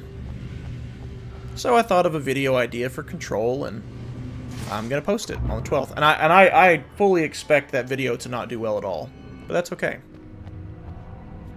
We're here for the fun, the goofs, and the gaffs. Alright, I did it. This way, young man. Follow me. Come, come. Tom. The pipe's empty now. We're ready to go. All right. This way. You need to go. I knew them both, Tom. Real quick, she's about to give us an exposition dump, so I want to answer these couple questions in chat first. First off, Rich, when Sam Lake was in the game, totally understand that. Get it. I think I personally don't mind it only because I see what they're going for, because Alex Casey was an homage to Max Payne ever since the first game. So it only makes sense that you either have Jim McCaffrey or Sam Lake be Alex Casey. It has to be one of the two. And it makes sense for it to be Sam Lake because he was the face of Max Payne in the first Max Payne game. But I also understand completely. I think a good reason why they probably didn't have James McCaffrey do it is because he already played Director Trench in Control, and it would be jarring for Jim McCaffrey to play two different characters in the same universe. So that's my thoughts on it. But I also understand it's like, hey, that's Sam Lake. Like I totally get that. And then a character for who I would want altered for the TV series version, Nightingale, all day. I want motivations for Nightingale, and we need to know why he's doing what he's doing. Not just be a pompous jerk the whole time, and then get snatched away before we've even had a chance to know who he is. So, yeah, Nightingale, all day. Okay, exposition dump, activate. Barbara, I had such a crush on him. Such a beautiful man. I was jealous. There was a part of me that was maybe a little glad when she had the accident. That's terrible. And then Tom started writing and woke the darkness up. He tried to bring her back, but you can't do that. There are no free rides like that. I'm starting to realize that. We gotta get Alice back, though. Yes, young man. Perhaps you're a smarter man than Tom was. The witch looked like her, but it wasn't. Barbara was sweet. He didn't understand until it was too late. He tried to undo it, wrote himself, her, everything he'd ever written out of the world. He was so famous. And afterward, no one knew. Oh, Tom. He left only one thing behind in my game, in case it happened again. Insurance. He trusted me. Or perhaps used me a little. I curse you, Thomas Zane. Knew how I felt. Knew I wouldn't refuse him. Mm-hmm. I built the well-lit room and put it there. It's been waiting for you. We are characters trapped in a story. And none of us will survive to see the end. If the darkness isn't stopped, she'll twist the story to her own dark ends. How do you know all this? Yeah, let's say it's wild she knows all this. That's the way he wrote it. He still talks to me, you know, in television, from beyond, from below. We have both been touched by the darkness, young man. He saved us both with light, but the darkness stays with you. Leaves a stain. That's a lot, boys. This pipe will take us directly to the well-lit room. Okay, I need to call my friends, tell them where we're going. Hello? Al! Barry, we're headed to the dam in one of the pipes. Meet us there. Okay, I'll tell Sarah. It's Sarah now? Whoa! No! For the sweet love of... Barry! Barry! We gotta go see if they're okay. They're probably dead. You must reach the well-lit room. This is no time to be a selfish idiot. Selfish? Best friend.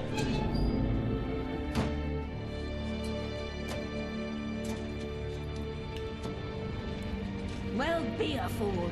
I'll use the pipe. I'll meet you at the dam if you make it.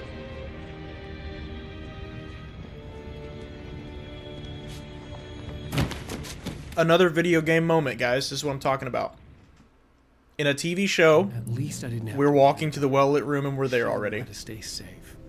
We're not stopping our journey to go on a side mission to save Barry and Sarah. Sari. Barra and Sari.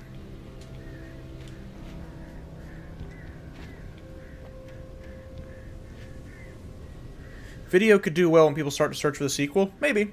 Yeah, maybe.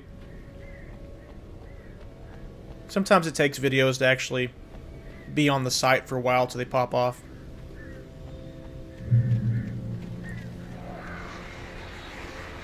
the videos that seem to do the best for remedies are like lore explained videos. And depending on who's making it, that kind of video is never something I want to do.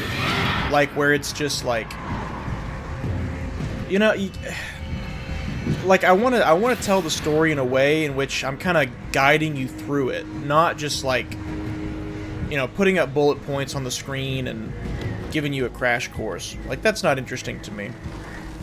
You know, kudos to the people that learn best that way and retain it best that way, and the people who like making those kinds of videos, but that's not really what I want to do. Probably to my detriment, because my first Alan Wake video is way too long. I acknowledge that. It's a 2-hour video. That's way too long. Whereas if I were just like, yeah, so here's the lore, Barbara Jagger drowned and then Thomas Zane tried to bring her back, I could probably explain all that in a 5-minute video. That's just boring to me. I don't want to do that. Anyway, yeah, that exposition dump. So Cynthia Weaver had a crush on Tom, and she acknowledges that he knew that and probably used it to his advantage when he wrote her as his assistant. And supposedly, Tom still talks to her. The crash site looked bad, but as far as I could tell, the wreck was empty. Alrighty then. The well-lit room. It's right up here. Yeah, so she... Barry! Barry! I'm coming. It's a war zone up here. Hang in there, I'm coming! Stop saying, oh no you don't. She said that 3 times. I don't know if y'all caught that. Sarah has said, oh no you don't, 3 times. Oh, I gotta switch.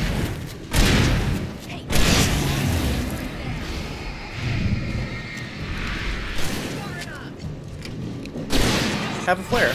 Haha. Still satisfying. You know when to make an entrance, Wake. We were ready to make like Butch Cassidy and the Sundance Kid. I have a different ending in mind. I'm fine. Thanks for asking. I don't know if y'all have ever seen Butch Cassidy and the Sundance Kid. The Flaming Eye of Mordor? Laugh it up, funny man. Didn't we have somewhere to go? Weaver will meet us at the dam. In Butch Cassidy and the Sundance Kid, I think she's referring to the part where they jump off the cliff and into water. I think that's what she's referencing. It's like they're about to just have to jump. If you ever played Red Dead 2, you know the mission where Arthur and Dutch like back up and jump off the cliff into the river? I think that's a Butch Cassidy reference too. It's a western. When you spend most of your night running uphill while the crazy bunch of demon hicks try to take your head off with an axe, you know your helicopter crash landed in Night Springs. That's funny. Yep, Bear, laugh it up. Your jokes are good. If your friends won't laugh at your jokes, we will. See those lights? That's the elevator we need to take. Yeah, so in case you haven't... I don't know if they've outright said it, but the well-lit room is inside of the dam.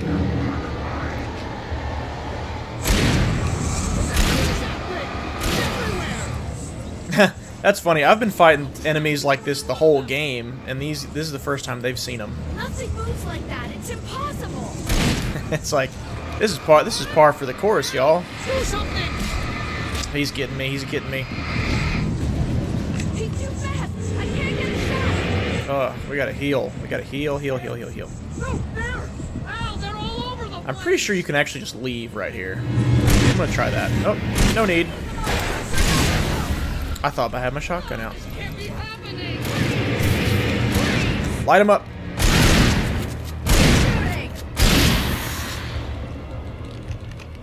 That damage fall off is bad with that shotgun. From a distance. Wow. I think we're okay. The Taken are filled with darkness. Hey, ow, I got a bad feeling. About Wait, call the elevator. how could this get any worse? Yeah, the well-lit room is inside this dam because the dam is powered by the river. So there's always light.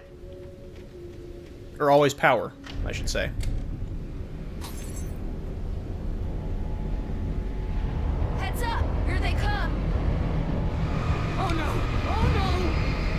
An entire TV season was a dream of someone in the shower? Oh my. Did not mean to use a flare on 2 basic little enemies. Dang it. What a waste. Yeah, I mean, yeah, can I say this? It's been so long. Maybe I can. So you know how there's a common joke or point that people make where they say, "Oh, well, yeah, Lost was like the whole show was a dream, or they were dead the whole time, or whatever." That is such a blatant misinterpretation of what the end of Lost means. But so many people think that's what the ending is, to the point where I know several people who won't watch Lost because they're like, "Oh, I already know the ending. I already know they're dead the whole time, so none of it matters." It's like, dude, that is not what the ending is doing. Now, is the ending satisfying? Depends on who you ask. If you ask me, my answer is no. But that doesn't make me regret the journey there.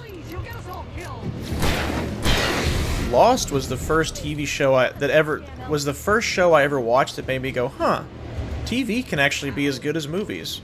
Because I never watched serialized TV before Lost. I was watching SpongeBob, baby. We're almost there. There's an entrance into the dam at the top. What's the plan, Wake? Well, Weaver's crazy. But have a flashlight. Something Zane left behind. Something to fix this. How about you, Bear Bear? Gee, could you be a little more vague? Thomas Zane? Seriously? Might as well be Paul Bunyan or Bigfoot. Oh, forgot to mention, yes, Cynthia told us in that exposition dump that Tom wrote himself out of the world. Wrote it to where people would forget about him. He was real. That's why Sarah just said that. He wrote himself out of existence. Or basically wrote away everything except for one shoebox. And inside of that shoebox was the poems of his that Alan found in the cabin that inspired him to include all the stuff about Tom the poet and Barbara Jagger and all that writing in this story. The well-lit room. But if we're being honest, it was probably intentional too. Like, Thomas Zane probably wanted Alan to know about all of that to probably increase the chances of him getting out. Where am I going? Oh, I'm just waiting on the lift? I think? Yeah, I think that's what we're doing.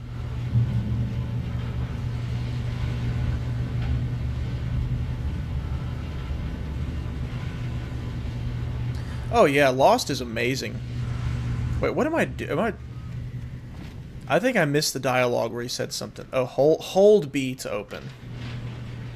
Not just click. Whoops. Can I not go in with him? Goofy if so. Of course. Oh my. Alright. Video game moment. You guys go ahead and find Weaver. She should be in the dam now. I'll have to make it alone through the top. Yeah.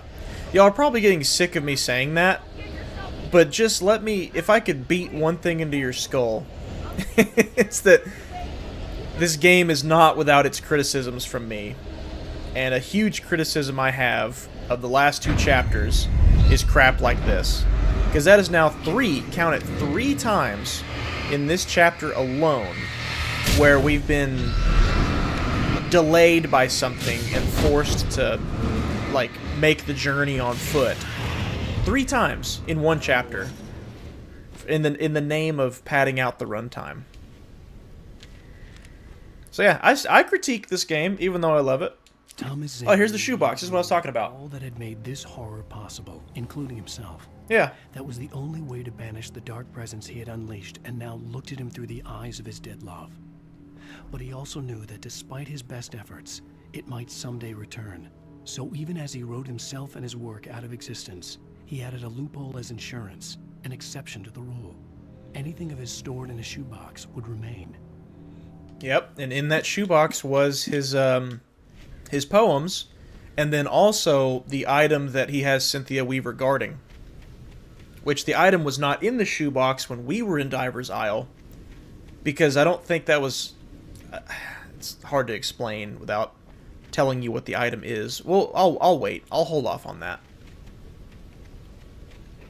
I know some of you already know, but I like to only discuss spoiler topics after they've happened. Because, you know, people do watch these streams after they're live, and I imagine some people who have never played the game before, so I don't want to spoil anything for those folks.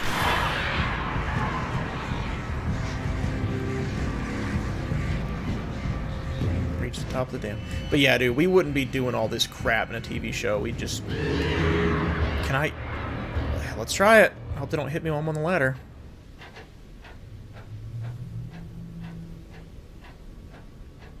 Spoil away, Captain. Yeah. For you, I know you guys may not mind, but if I were somebody...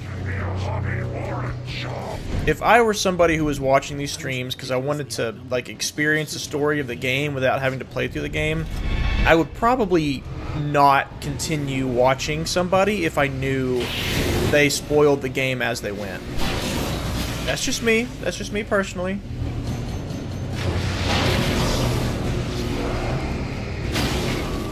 As they happen, sure, you know, fair game. Let's discuss, let's show it off, all that, but not before we get to that point. Also, this game came out in 2010. Let this segment right here be a time capsule for you. Every action, adventure, shooter game ever had turret segments. And this, Alan Wake had a turret segment. Uh-oh. Enough. You will go no further. It's here.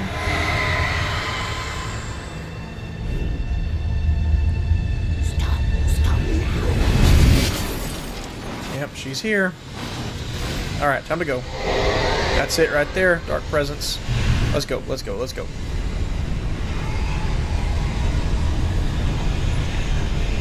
Run, Alan, run.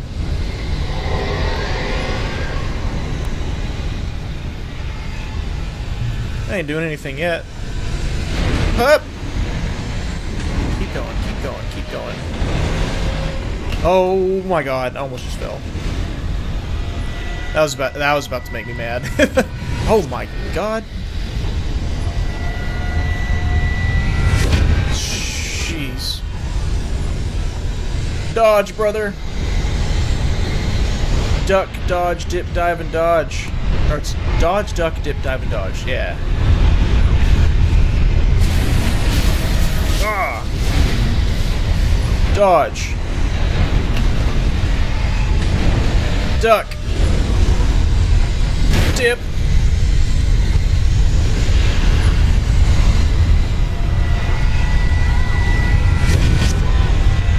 Dive.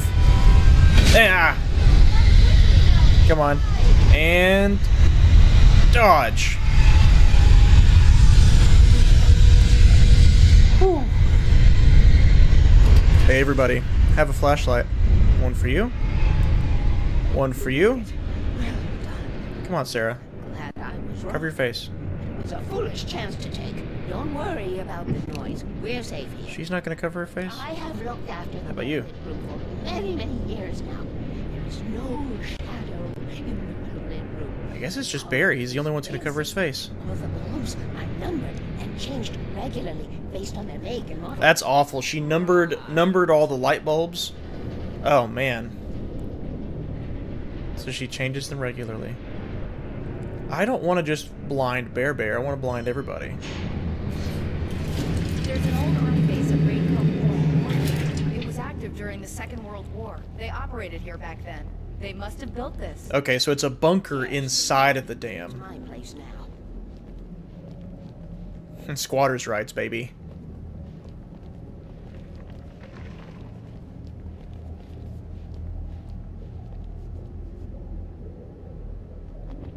Oh, Purse of Interest? Absolutely. Absolutely.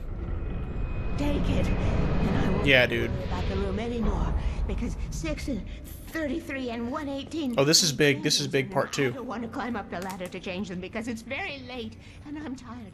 And if you take it, I won't have to do that anymore. Here's the shoebox. The page was autobiographical, a memory from my childhood. But I didn't write this. It was a page written by Thomas Zane. None of them were supposed to exist anymore. Mm-hmm. Alan, 7 years old, would fight sleep to the bitter end. When he did sleep, he soon woke up, screaming, the nightmares fresh in his mind. One evening, his mother, sitting by his bed, offered him an old light switch. She called it the clicker, and flicking the switch would turn on a magical light that would drive the beast away. To imbue the talisman with all possible power, she added that it had been given to her by Alan's father. Alan never knew him, and anything of his took on mythical proportions in his mind. With the clicker firmly in his hand, Alan finally slept like a baby. Now, almost 30 years later, Alan thought of this as he stood on the rim of Cauldron Lake, the clicker in his hand. He took a deep breath and jumped. My mind swirled. I'd given the clicker to Alice, yet it was here. Zane had written it into existence in a story I had written. Mm-hmm. I can get to her now. I can finish this. Boys, that's big. Thomas Zane wrote the clicker into Alan Wake's childhood.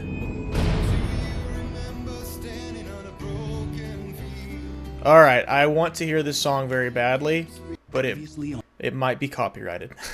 Okay. I'm going to run to the bathroom real quick, leaky gamer moment, and when I come back, we'll start it back up, and I will help you guys process everything we just learned. So give me just a moment. 2 minutes. I'll be right back.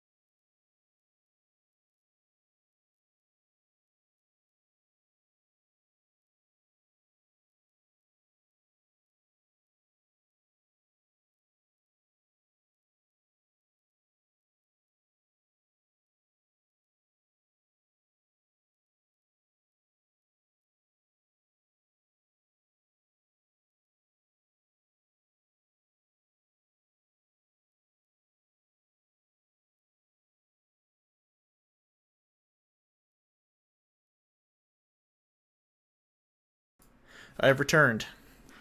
Alright, let's see how many viewers we lost. Just one. Not so bad. Not so bad. Processing. Right. Yeah, I hope you guys looked up the music video to War while I was gone. Should have recommended that. Okay, so processing.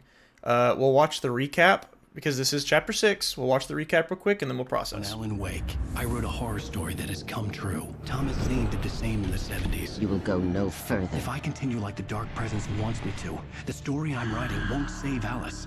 It's a horror story. No one will survive. You knew Zane! Thomas Zane! You're the Lady of the Light in the song! He left something behind to help me. The clicker. Alan thought of this as he stood on the rim of Cauldron Lake, the clicker in his hand. He took a deep breath and jumped. I can get to her now. I can finish this.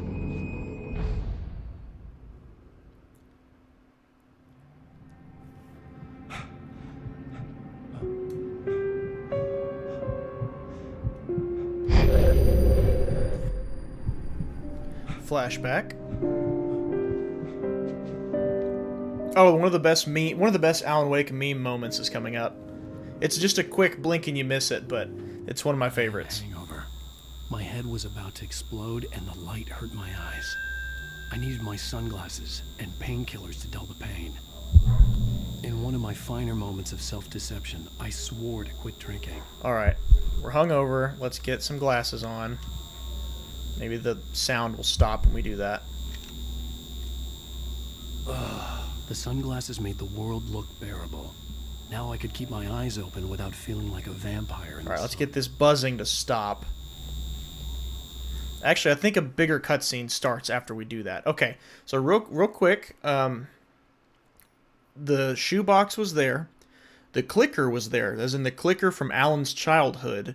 The same clicker that he gave Alice, what had it been, 3 years prior? In New York City, he said when he was a kid, he would click it and it would make the monsters go away, in his mind. And Thomas Zane wrote that clicker into Alan's life. Even said that Alan's mom gave it to him. And it came from Alan's father, whoever that is. We don't know who that is. And the page was autobiographical, he said. It wasn't Tom... It was Tom writing about himself, but himself was Alan on the page. So that brings into question, how much else of Alan's life did Thomas Zane also write? And the answer to that is we don't know. All we know for sure is that he wrote the clicker into Alan's life. And that clicker is now here in Bright Falls, and for some reason, Alan's going to have the clicker in his hand, and he's going to jump into Cauldron Lake. By the way, after Control came out, it was heavily theorized that the clicker is an object... Or sorry, it wasn't theorized. It was straight up said in the DLC. The clicker is an object of power. So it's got powers imbued in it, and it does things, does stuff. We don't know what that is just yet. So, who wrote Tom Zane into the story? Well, if you think about it, Alan wrote Tom Zane into present day. He wrote Tom Zane to come help him get out of the cabin. But somebody wrote about Tom Zane 40 years prior, and the assumption there is that Tom Zane wrote about himself. He wrote about himself during the whole, like, through his poetry, like, during the whole Barbara Jagger in the 70s. But then it begs the question, well, what came first, the chicken or the egg? Did Alan's story get written first, which changed the past? Or was Tom Zane's story first, which changed Tom's future? And the answer to that, we don't know. Not from this game, we don't. We don't know from this game. There's a pretty good explanation for it in Alan Wake 2. It's not directly stated, but it's heavily implied. But keep in mind, we theorized about this for 13 years. 13 years we were asking these kinds of questions. Painkillers, invisible painkillers. Ready? Watch this. Nothing like some invisible painkillers to numb the pain. Yeah, ain't nothing there. Pills worked fast. The prospect of being awake started to seem bearable again. So the clicker is the item that Thomas Zane had Cynthia Weaver protect because he knew it would be powerful enough, and he wrote about Alan using it in his childhood and as an adult. For me on the machine. So the clicker is not Alan's creation, it's Thomas Zane's creation. How much else is Thomas Zane's creation? Are you still asleep?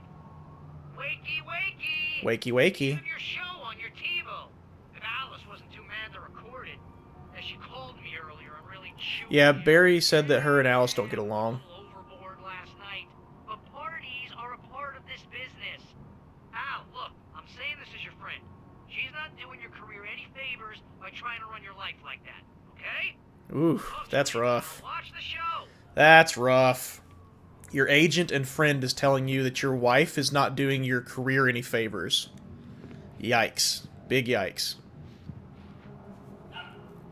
Who wrote who? Yeah, that's the question we asked for 13 years. Who wrote who? If you don't like Sam Lake popping up in these games, I have bad news for you. Hey, everybody. We have a great show tonight. I've been talking with the best-selling author Alan Wake about his new book, The Sudden Stop. This interview is thematic, by the way. Good read. Go buy it. No, it is a good read. Look, I'm gonna be honest here. Is that wise? No, but I'm gonna do it anyway. I got people who give me the lowdown on books. I'm a busy guy. But this one, I actually read from cover to cover. I mean, I'm a big fan. Wow, thanks. Now, this might be a spoiler for those who haven't read the book yet. Based on the sales figures, the 2 people out there who haven't read the book yet. But this last book is all about the death of the main character, the hard-boiled New York detective, Alex Casey. Now, there's been a lot... No, this is just a TV host. Why the hell did you kill Casey? What the hell were you thinking, man? Good riddance. No, seriously though. 7 years and 6 books is a long time. He was a gloomy guy to spend all your working hours with, and it was a good run. But it's time to explore new things. My next book will be a departure from the old for me. The next book will be a departure. Just thinking of yourself. Well played. Well, you've certainly given us a lot of entertainment over the years. And now that you mention it, Casey was a gloomy guy. Never had much luck with his love life with the ladies. Was that autobiographical in any way? Yeah, no kidding. Casey's lady friends tended to die on him. With Casey, it was all about his pain. No, nothing autobiographical about that. I'm a happily married man. My wife is my muse. Well, congratulations. That's great to hear. So, how's the publicity tour been treating you? Good. Great. But I gotta say, I'm glad to be back home in New York. Well, you've certainly been on the news a lot lately. Lots of parties and, you got into a fight with some paparazzi. Oh, man. Well, that guy was really in my face. I lost my temper. I know that wasn't cool. You are... No, different voice. Different voice. This is not Pat Main's voice guy. Well, your latest novel is called The Sudden Stop, and it's in bookstores now. Go get it. That means the 2 of you out there who haven't bought it yet. Ladies and gentlemen, that's all we have for you tonight. Check it out. Thank all our guests for the evening. Alan Wake, Sam Lake. Much more do There's Sam Lake right there, doing his Max Payne face. And our musical guests, Poets of the Fall. Thank you. And our musical guest, Poets of the Fall. At least I've been funny. And there's Poets of the Fall right there. I didn't say anything stupid if that's what you want to know. Okay, so you asked if that was Hatch. Moving to Alan Wake 2. Remember that. Remember what we just watched. It'll make a lot more sense. You know what? Go back to sleep, Alan. Ooh. Here it is. Here's the memeable moment and screenshot. What? Now you can't even talk to me? Well, this morning I was angry because you said you'd be home at midnight and you showed up at 7 a.m. and passed out in mid-sentence. Checks out. Now I'm over it. Are you angry? This goddamn tour. It's gotten out of hand. Oh, honey. It's almost over, right? We can get back to normal. Then you can start writing again. I'm sorry, honey. Alan, you're not thinking straight. Just take a shower and go back to bed, huh? That's called conflict resolution. I'm sorry. Both sides admit fault. Let's go away together. A vacation. Just you and me. Some peace and quiet. And apologize for that fault. See, look, this is a nice tender moment. They're like, hey, you know what? Work's getting in between us. Let's go on a vacation together. But that was 2 years ago. It took them 2 years to actually go on a vacation. The clicker was the key to the cabin. I had to return to Cauldron Lake to save Alice. 2 years of marital disputes. And he clicked it. What'd it do? We don't know what it does. I'm going back to the lake to finish this. I'm going to write an ending to the story in the manuscript on my own terms, to make it all right. True. Why can't you just write it here? The last page is still in the typewriter. Yeah. I need to read it first. We gotta know what it says. It needs to be just right. Zane tried to cut some corners, and it didn't end well. Okay, ready when you are. I'm sorry, sir, Whoop. but I need to do this alone. Uno reverse. Ready? Take her gun. Dude, let Sarah come with you. She would only help. When I leave. Oh, Barry's crying. Oh, poor Bear. Good luck, Al. I know that light is bright in Alan's face. See you later. The headlamp he had on.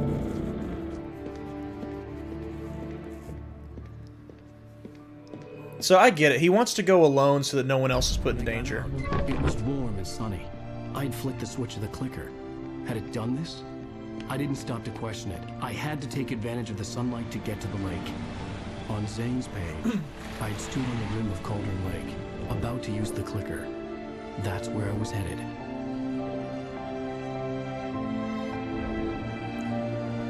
Yeah, it was the middle of the night whenever we went into that dam. He clicked it, and now it's sunny. Whether or not the clicker did this, we don't have the answer to that. My assumption is yes. Why else would it just switch to middle of the day? Daylight, surrounded by the beauty of the Pacific Northwest landscape. It was hard not to let doubt creep in one last time.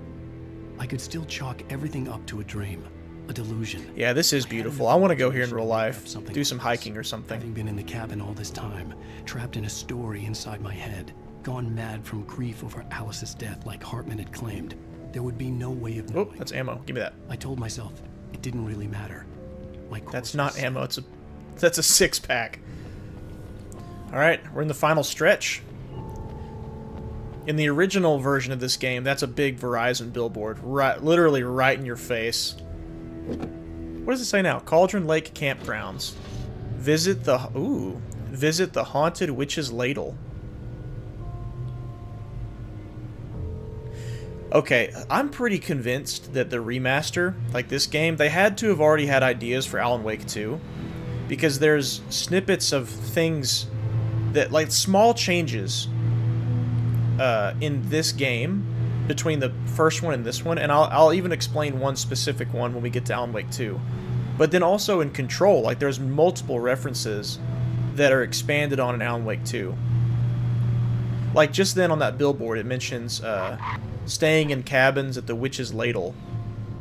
Like, I don't recall there ever being mention of the Witch's Ladle in this game anywhere. But in Alan Wake 2, it's a place that you go.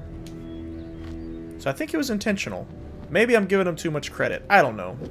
I'd like to think they were already in development. At least in the writer's room. Majestic Motel. That's where Nightingale stayed, according to a manuscript page.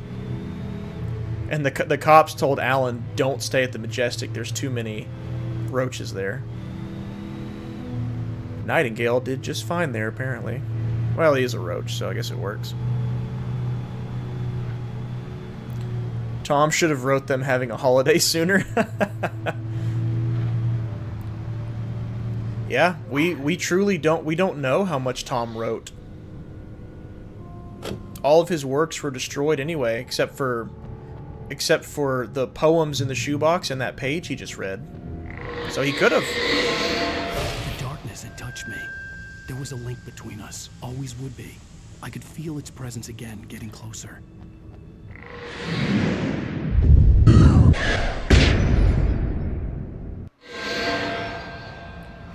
Oh, here we go.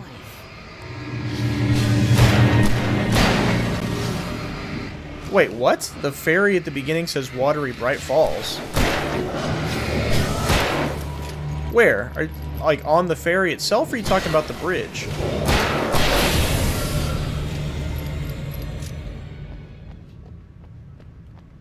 Because the only mention of Watery I recall is on the map that you find in Hartman's, you find in the lodge. Are you saying it says it on the side of the ferry? The Dark Presence was no longer trying to capture the writer so he could create the ending it wanted. The writer knew too much. Yep. He was too strong. And he carried a weapon left behind. Yeah, so basically what this is saying... could hurt it. Now, the darkness was doing everything in its power to simply stop the... Yeah, basically what this is saying is now all bets are off. As in, it's not trying to capture Alan anymore to try to get him to write. Now it's just trying to kill him. This whole game, it's been trying to capture him to get him to write a new ending. Now it's like, oh, he's got the clicker. He's way too dangerous. Let's just kill him. And, you know what that means? The Dark Presence now has no reason to keep Alice alive, because Alice has been the ransom this whole time to try to persuade him to write. Whoops. But the Dark Presence does not need Alan to write anymore, or at least it doesn't think it does. Oh my god. Did y'all see that? Too bad Dave's not here. He would have seen what happens when you hit a Taken without turning the lights on him first. He stuck to the front bumper until he finally died. Here's a Majestic. So the game calls for me to keep driving, but I'm stopping here to show y'all one quick little world building thing. Don't have to explore the whole place. There's just one specific room we're gonna go into. And I think it is... Whoa. I didn't like that. Is it this one? Yes? Yes, it's this one. Alright, so look where we are. There's an FBI jacket. This had obviously been the room where Agent Nightingale had stayed when he hadn't been busy harassing me. Yep. This is his room, so... he's got pictures of several townspeople. Photographs. There's his jacket. He's got some weapons. Anyway, it's just a little thing, and then there's a bottle. Bottle of booze, and Dr. Hartman's book, too. Must have been checking that out. But yeah, it mentioned in the manuscript that Nightingale was staying in this motel. It's small things like that. Did Remedy have to include his motel room that we could go into and look at? No, but they did. Just to try to make the world feel that much more believable. And I appreciate things like that.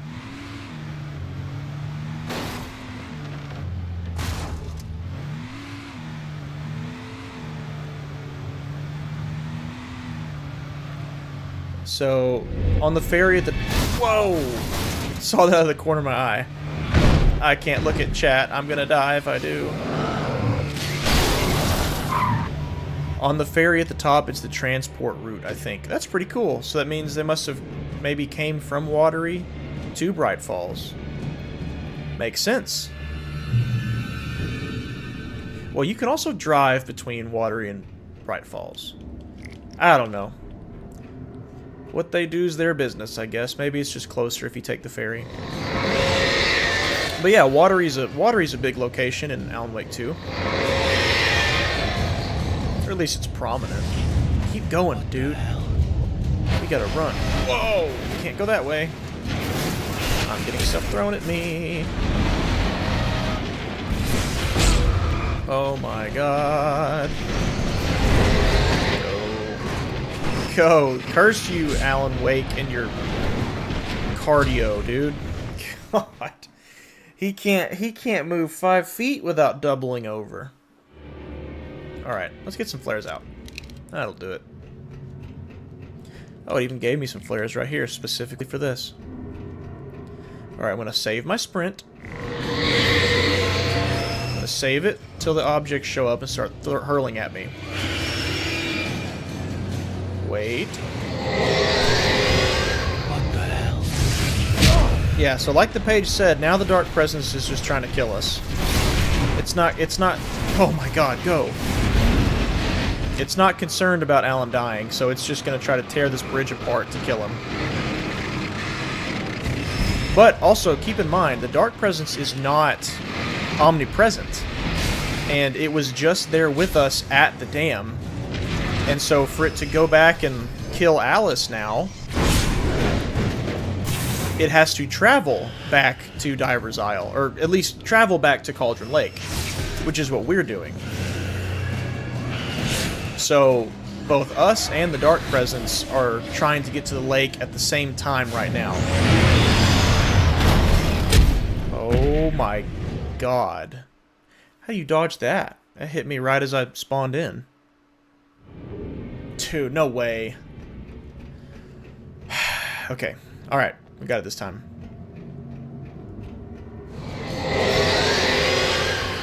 I'm tempted to get the 360 version just to see all the differences. Honestly, man, I own both of them. What the heck? I own both of them, but as much as I want to say, like, oh, you know, yeah, support Remedy, buy them both, I think you could probably just find a quick list online to tell you all that. Didn't mean to do that. Dude, this is bad. I don't know how... Wow. Yeah, I don't know how this would even be possible without flares.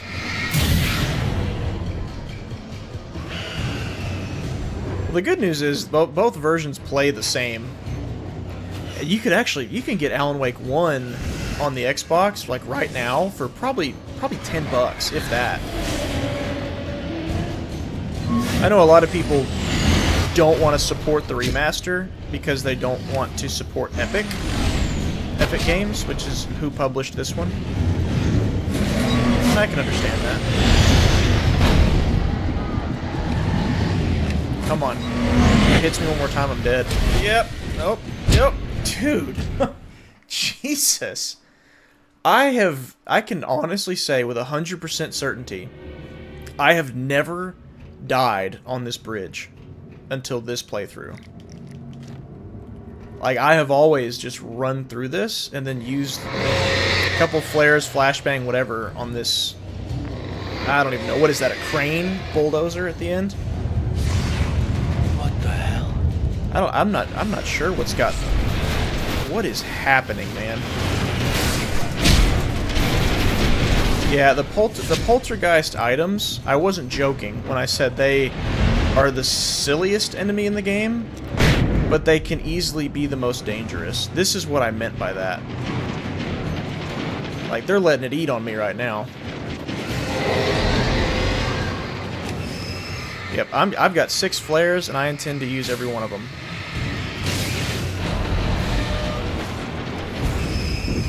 Uh-oh.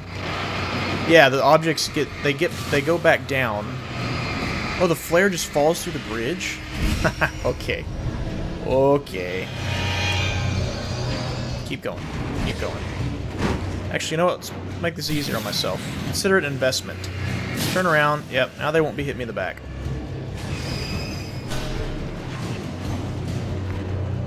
Yeah, both versions of the game play the same, though. Play the same story beats, same cutscenes. It's just little things that are different. Character models, billboards, the batteries aren't Energizer in the remaster. And I guess you just have to pick. If you buy the original, you're giving your money to a Microsoft-published product. If you buy the remaster, you're giving it to an Epic-published product. I don't recommend getting the remaster on PC, though.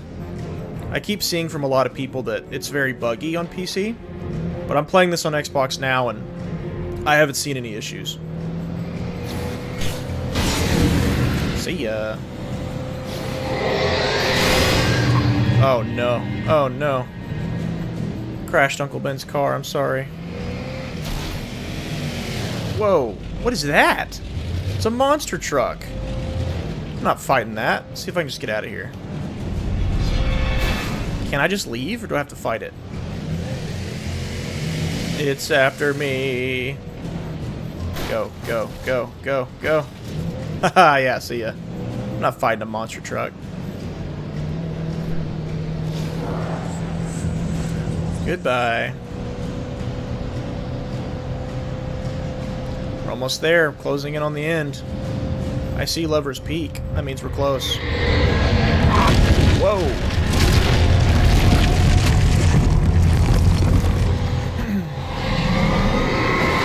Uh-oh, dodge the bus, dodge the bus.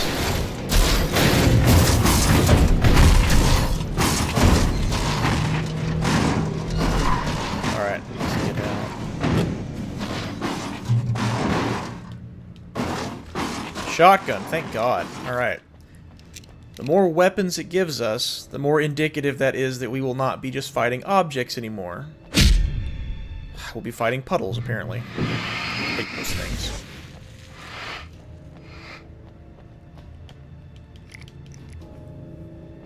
Early control objective powers. Yeah, right. Now, the clicker is straight up an object of power. And it was theorized since 2019 when Control came out. It was theorized that Alan must have been a para-utilitarian, which, if you recall from Control, that means a para-utilitarian is somebody who can bond with an object of power to do things with it that other people can't. So think like Jesse Faden and the gun. I forget what it's called. But her gun.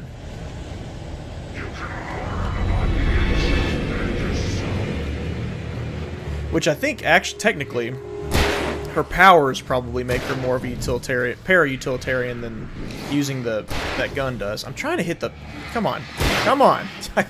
I'm trying... I don't care about any of you. I just want to hit this. There. I'm just trying to hit the tank. Not worried about y'all. Yeah, have a flare. You know what? Enough of this. Come here. One for you. Who's next? One for you. Oh. One for you. Oh. My God. Yeah, it's throwing the kitchen sink at me right now.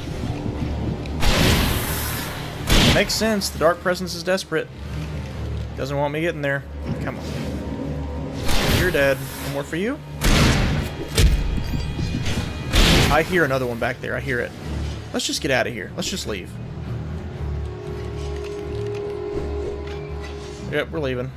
I see light ahead. Yeah, it's getting to the point where I'm questioning if they just keep spawning now. Let's go. Let's go. Let's go. Woo! And we're going. Oh yeah, Alan, catch your breath, little guy. Catch your breath.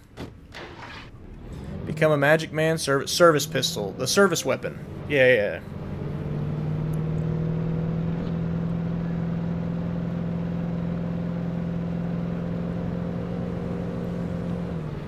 I think I go here.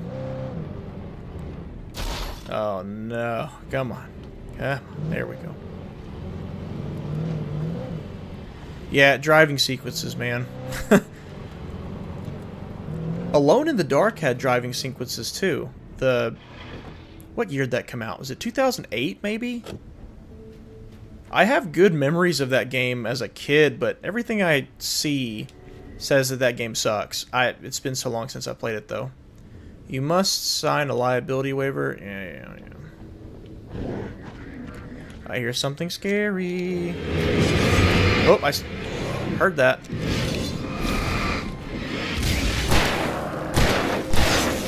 I heard you. Oh, I wonder if the mic picked that up. Probably did. Picked up the sound of satisfaction's what that is. Alright, where to? Oh, switch. Grab some flashbangs first, though. Open up this gate for us. So if I remember right, we've just got to get through this junkyard. I think there's a little stretch of woods, and then we're back at Cauldron Lake. I hear somebody running in there. Guess I dodged him.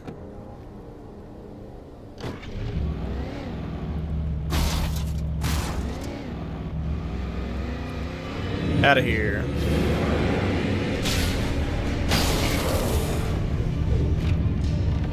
Okay, here's our junkyard. I see you, Mr. Bulldozer. I'm gonna assume you're gonna come to life at some point. And we want to go here, I think.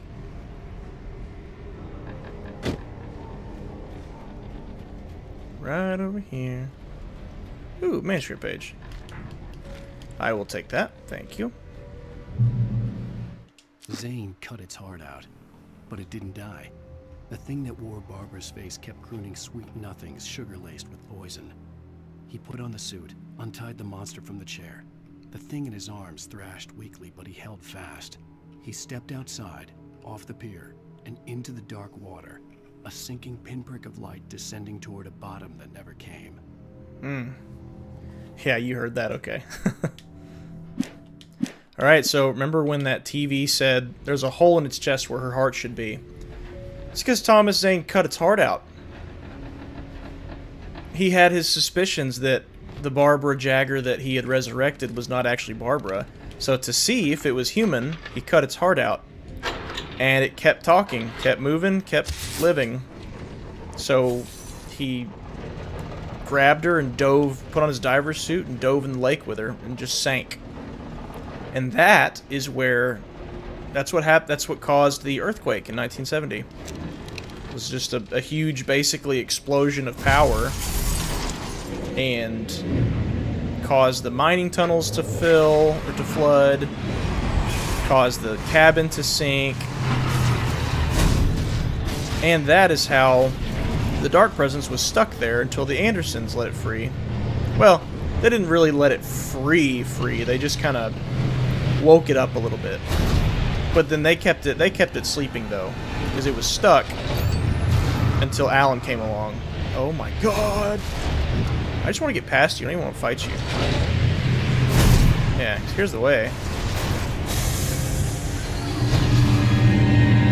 Yeah, I ain't worried about you. Ain't worried about you. Alright, we did it. Junkyard complete.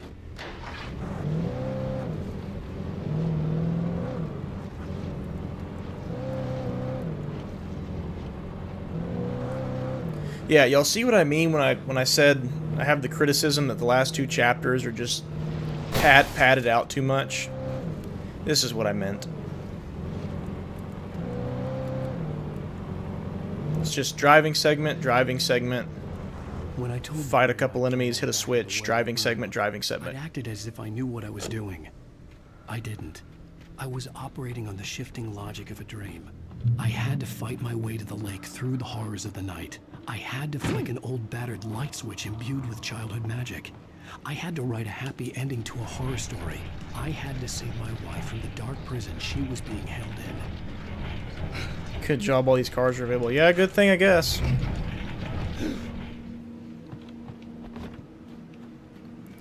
Yeah, Remedy just hasn't found that balance. Like in this one, there's just too much repetition, too much combat, too much. I guess you could say too much gameplay. Is hypocritical as that might sound, being in a video game.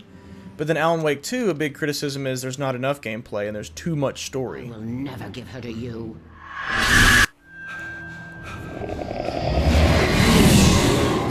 Oh boy. Oh, look at that. There it goes.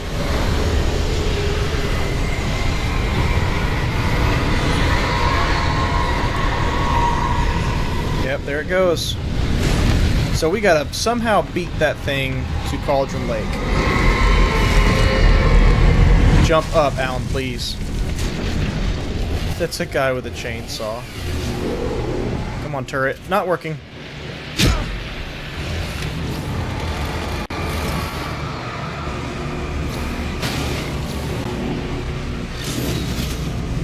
You know what? Let's just keep doing that. Yeah, here's a flare. Back on the turret. Is that another chainsaw? Keep doing that.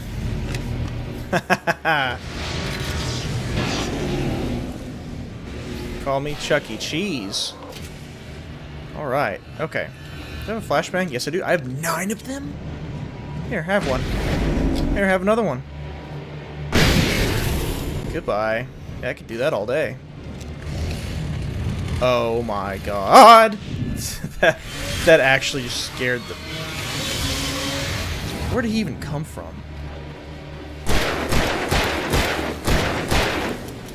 Reload. Wow. We got another one? 2 more chainsaw guys. Wow, okay. Think I got flashbangs. Yeah, I ain't worry about y'all.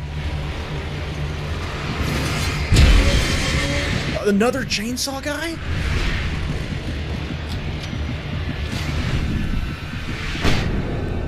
Wow. What is that, 5? 5 chainsaw guys I just fought?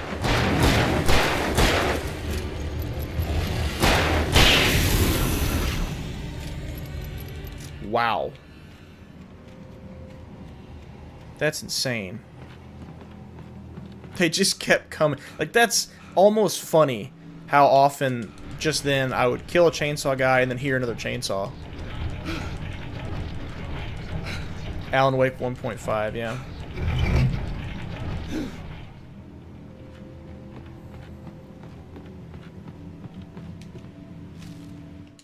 The dark place I found myself in was unlike anything I could ever have imagined.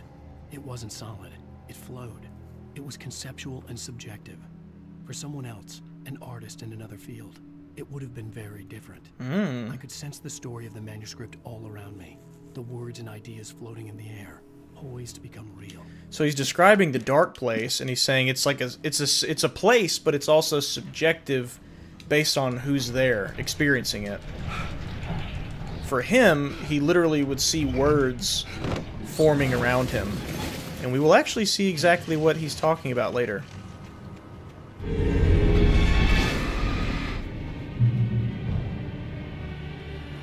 I could see Mirror Peak in the distance. That's where Oh, Mirror Peak. I said Lover's Peak earlier. Mirror Peak. That's what I meant.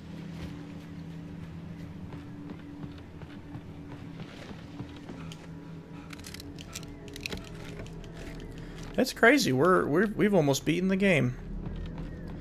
Games were shorter back in the day. People, you know, if a game came out to under 10 hours, people didn't really complain. That was just kind of, it was par for the course.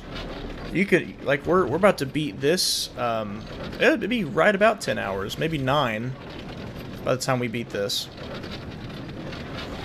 9 or 10. Not counting the DLC, just the base game. Oh, I see you. Yeah, real stealthy there. Then we got our standard on the rails segment for a 2010 game.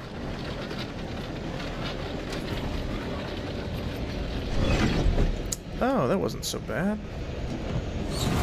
And it's gone. Is this where... Which way am I supposed to go? It's like either one. Alright. Oh, let's pick this one.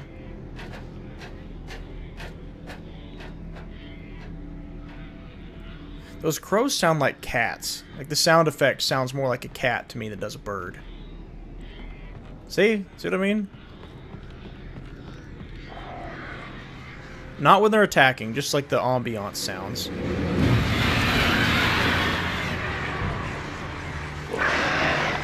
Oh, was that it trying to tell me that I have to do that before I push this? Probably.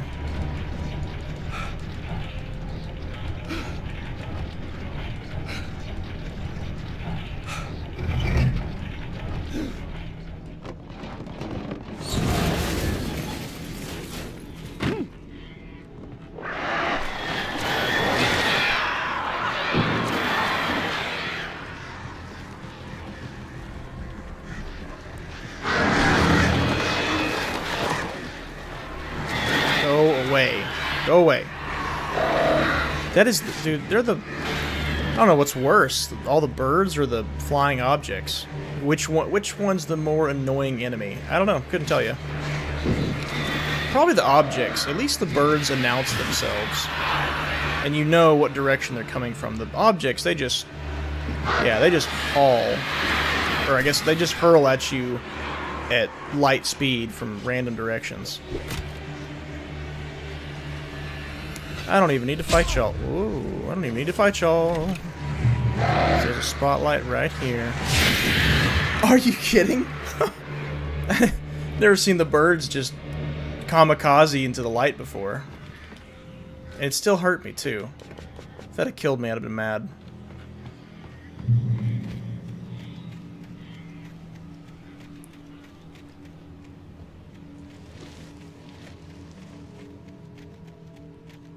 Alright, we're almost there. We're now at the stretch of woods. The final stretch.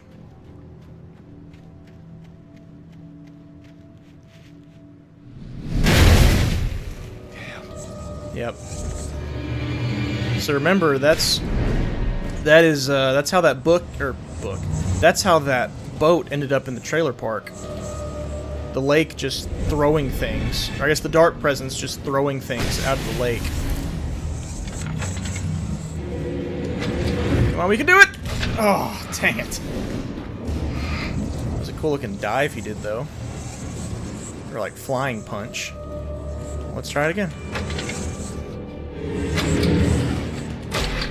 Okay, so 3 doesn't do it. Oh my god. Alright. I am at the point where I think trying to turn the generator on triggers him to come attack me. And if I'm not doing that, I'm losing my mind at how long it takes for him to just show up. Like, he keeps zipping and zapping around, and I sit there and I wait and I wait and I wait. Doesn't do anything, and then I hit the generator, and that's when he decides to show up.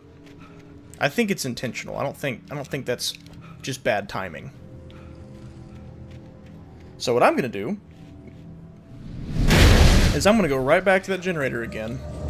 Except this time, I'm gonna put a flare down while I'm messing with it.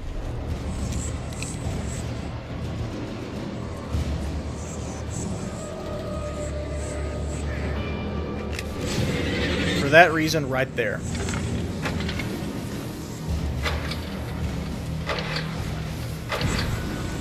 There we go. Now they're all gone, because they disappear when you get in the light. But they come back when you get out of the light too, so they may respawn in as soon as I leave. There's a big propeller. Yeah, maybe we missed the manuscript page for it. The bottom of Cauldron Lake. There it is. A graveyard of things the lake had claimed in one way or another over the decades. The dark presence brought them up in its wake, scattering the rotten waterlogged hull of an old boat here, the remains of a long-ago crashed airplane there, trees shattered under the impacts. The earth groaned. It didn't even notice. Yeah, so remember back in the first stream, there was an airplane. There was an airplane in the woods, and Alan was like, I just heard it crash, but it looks like it hasn't flown in decades. That's what happened. Is now all these different things that have just sunk to the bottom of the lake for some reason or another, it's picking them up out of the depths and just throwing them across the woods. Which I guess begs a question. Did these things, I think someone might have even asked me in the stream, did the dark presence cause those things to sink, or is it just coincidentally stuff that has sank over time? Jeez. What's happening? Oh my god. And my answer to that, there's so many of them. My answer to that is I think both. Because we know the dark presence was asleep between the Andersons' songs and Alan showing up. I don't think it had the power. Please dodge, Alan. Jeez. I don't think the dark presence had the power to sync stuff and do all that in between.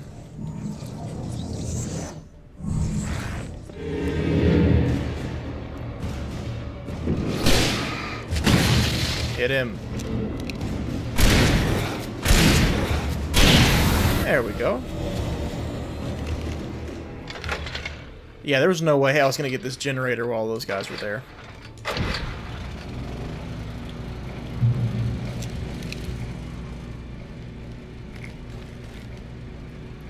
Trolled by the game, yeah.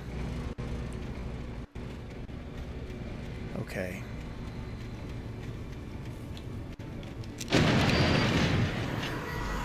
Whoa.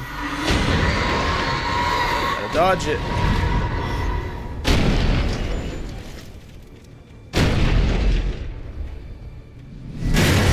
Jeez. Yeah, see, how does a train end up in the lake? Not by itself. It's probably the answer. Dude. It's an entire ship. Yeah, it's throwing all this crap at us because we're here.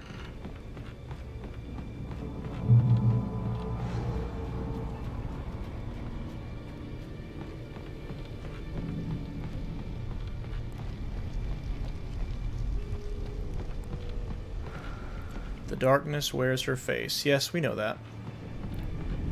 The darkness controls the Taken. We know that too.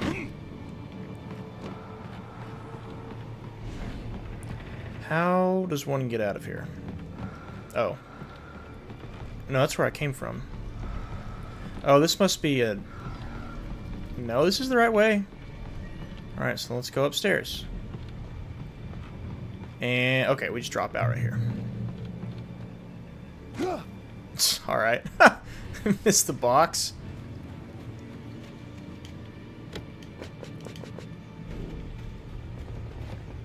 Okay, let's call this in. I needed to get the generator running. Right. It's the name of the game. I should have known. I should have known to go look for the generator first. Glad there's just unlimited fuel around this place and just a generator everywhere you could possibly need one.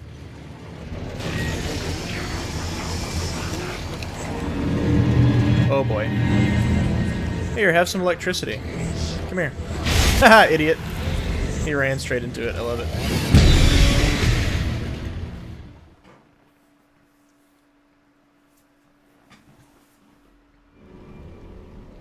Okay.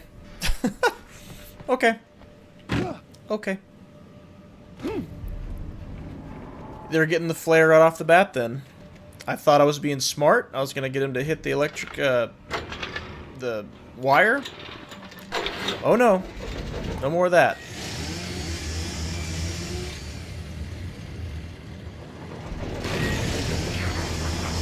Alright.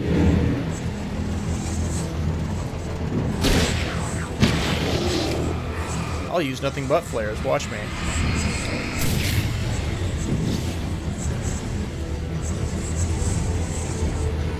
Ammo conservation. Not worried about it.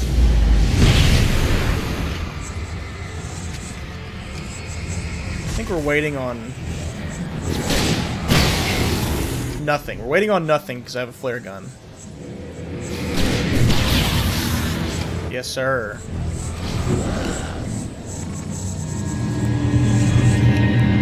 Generator cranking monster dead by dead. I was thinking it. Rich.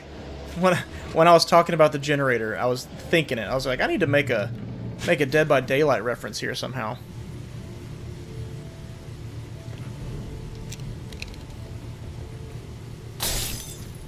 All right. Alan Wake is in Dead by Daylight now. Wonder if his survivor's any good, or at least if his perks are.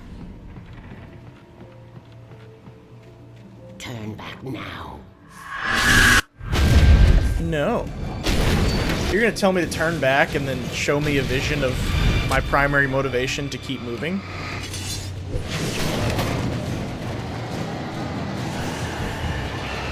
Oh, this is it. This is actually it. I think this is the very last encounter before the end of the game. It's right here, what we're doing.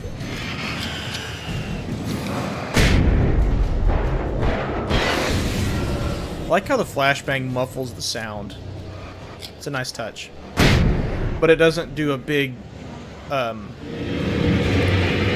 what's the word? It doesn't do a big, annoying, ringing sound. It just muffles everything.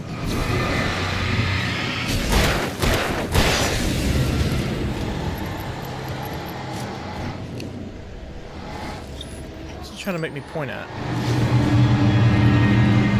Something else just spawn?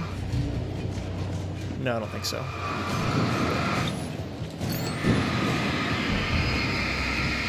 Almost there. There we go.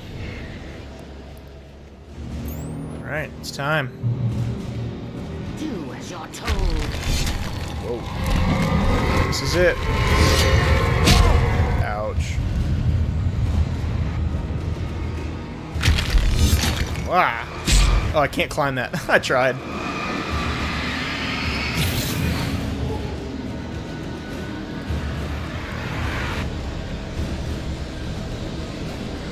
Yep, we're here. Never loved you.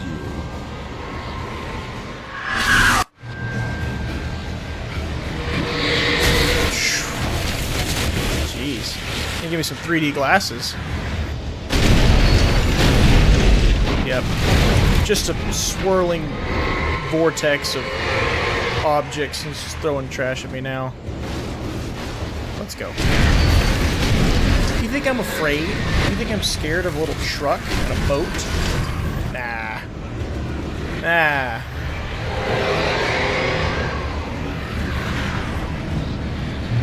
You can't stop the A train. Oh, I can't do it fast enough. Here, have a flashbang. Okay. I gotta jump. Jump! Flares, flares, flares, flares, flares, flares, flares. Okay.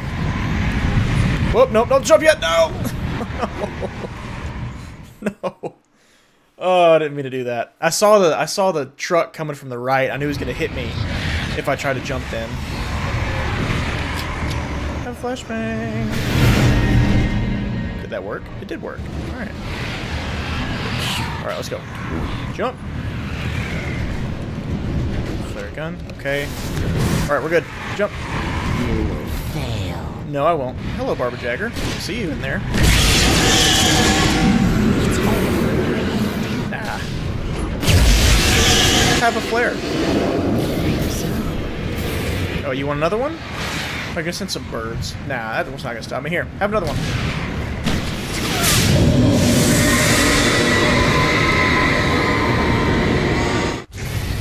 Yes, sir.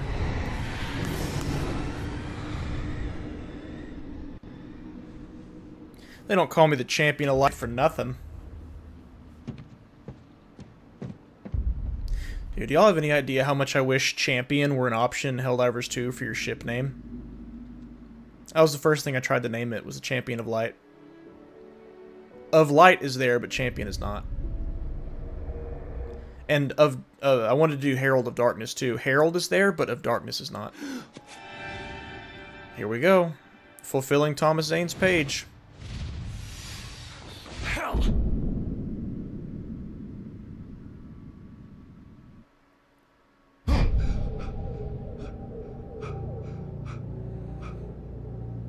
Shh, baby. You were having a bad dream. Yes, we were. It was just another nightmare. Y'all folding? Everything's fine. You're home. It wasn't a dream. Folding like a lawn chair. Fine. Whoa. Turn the lights on. Turn the lights on! You're standing next to the light switch. You do it. The power's out. There's no light. Come back to bed and I'll make you forget all about your fear in the dark. My fear? It's your fear. Why aren't you afraid? You're not Alice. Turn the lights on now. Where's the clicker? What did you do with it? Alan, honey, you're still 1 foot in a dream. You're not making any sense. Come back to bed. Yeah, that's my point. Is, who's folding right there? Like, oh yeah, this isn't so bad. Maybe I will hang out here. You're scaring me now. Is there anything in here I can look at? Are you taking your pills? Nope. Do you want me to call Dr. Hartman? Talking to Dr. Hartman. You're not Alice. I read your manuscript. It's brilliant. Departure is your best work yet. You're a genius. I'm so proud of you. Come back to bed. We'll talk more about it in the morning. Yep. This is it, boys. This is the dark place. Come back to bed. It confuses what's real with what's not. Come back to bed, Tom. Come back to bed, Tom. Hold on. First off, yeah, Alice has a light ring. Here, have this. It sounded like a deflating balloon. Oh, she said Tom. It's more interesting. We have the clicker. Hello, SpongeBob the movie Space Diver Man. Oh, this is important. I'll stop making jokes. This is an important part. Find your way to the cabin. It stands in your way. It won't let you pass. It has no heart. It's filled with darkness. You must fill its heart with light. This is important to the sequel.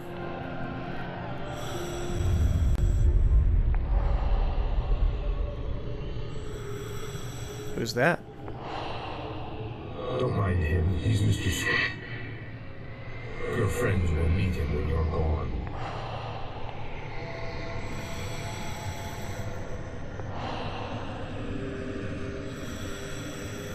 Use the clicker. Okay, try not to get too overwhelmed for these next 5 minutes. But just put yourself in the mind space of someone playing this back in 2010 to make it simple. A double of Alan just showed up. Thomas Zane said, "Don't worry about him, that's Mr. Scratch. Your friends will meet him when you're gone." Well, what does it mean for Alan to be gone? We'll see. How will our friends meet him? We'll see. What is Mr. Scratch smiling about? What's he? Who even is he? We'll see. Don't worry about all that right now. Just skip 13 years worth of pain, suffering, and debate, because that's what we had to do for 13 years, was debate who Mr. Scratch is.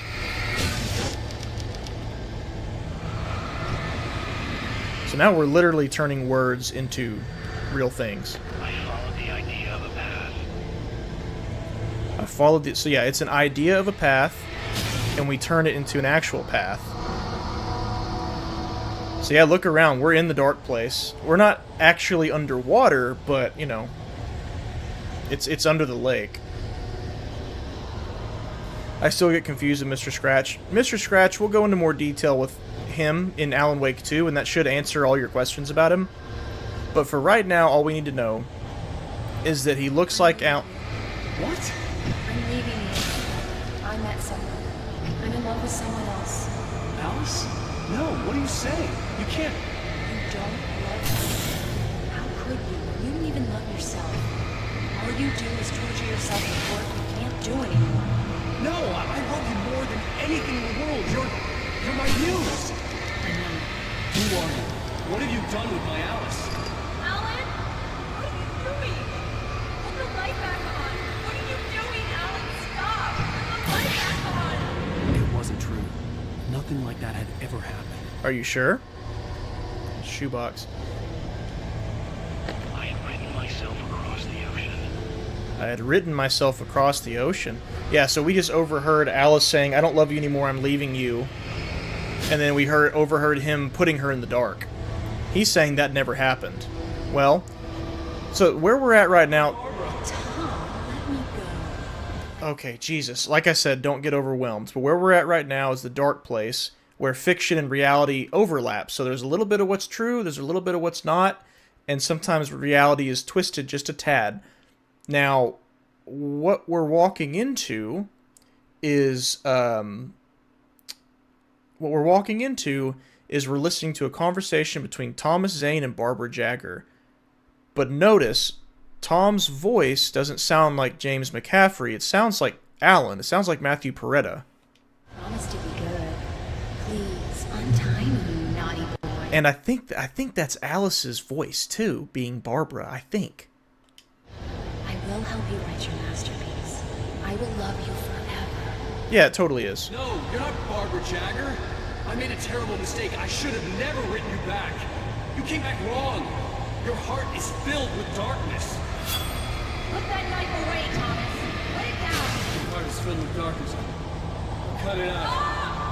Take you back to the desiccation.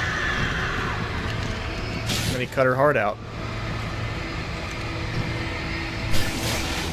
Filled with darkness. Okay, so remember, dark place. This entire place operates on dream logic. So it twists what's real and what's not. So probably that conversation probably did happen between Thomas Zane and Barbara Jagger, but we heard it from Alan's voice and Alice's voice. That's the dark place twisting what's real.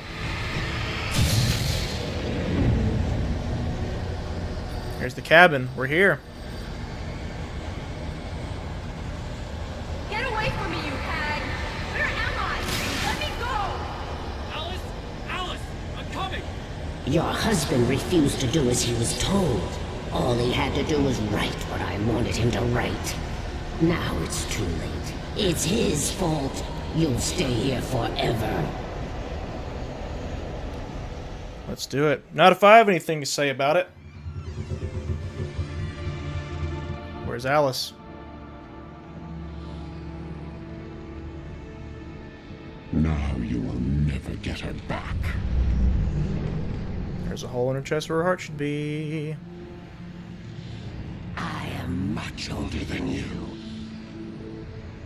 older than your first work of art. I will find a new face to wear. Someone else to dream me free. It's an eldritch being. Clicker.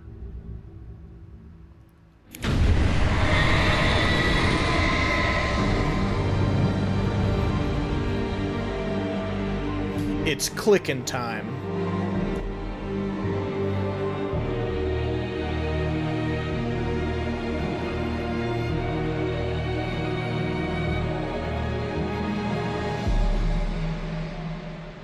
That's astounding to me. We just lost a viewer right as the final cutscene was starting. How does that happen? This is it. This is the end.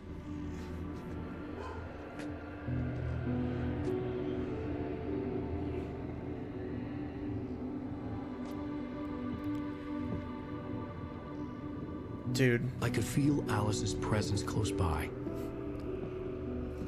I understood what I had to do now. I knew how to write the ending to Departure.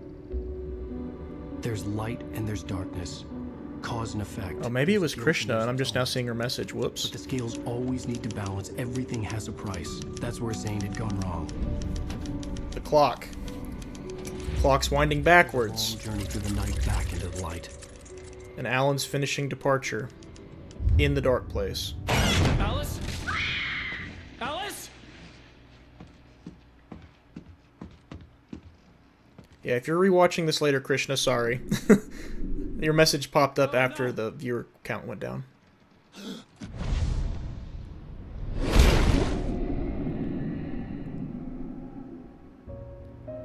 Okay, is time going forward or is it going back? For 13 years we didn't know. Is Alan erasing all of the events of the game? Or is this just showing the time lapse from when she went missing to what we're about to see?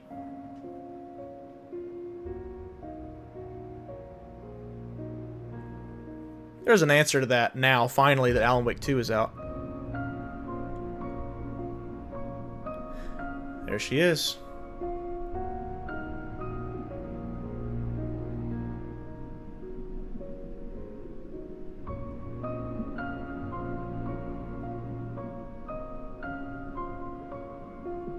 If we just went through all that for you to drown now.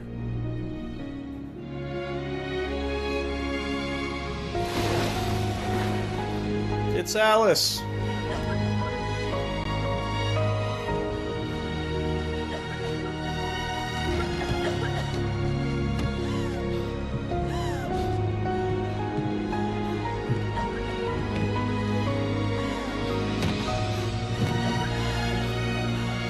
Alan did it. He got her out. Alan?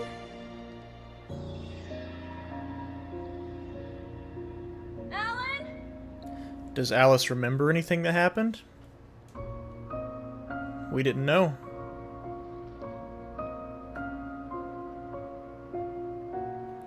So Alan's not above sacrificing his main character to get what he needs. He did it with Alex Casey in The Sudden Stop. And he did it with himself in Departure.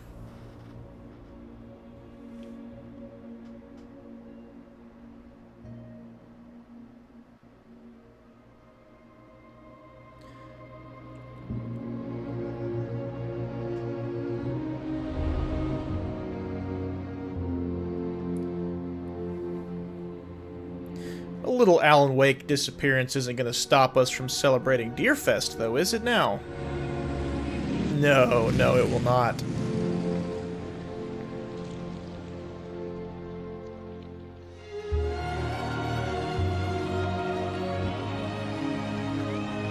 there's the deer float.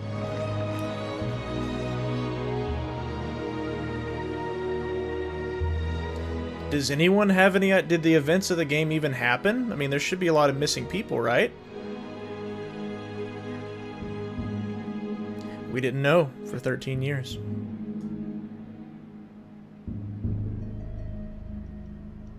Think we have a new Lady of the Light.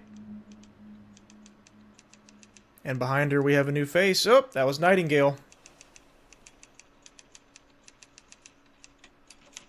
It's not a lake.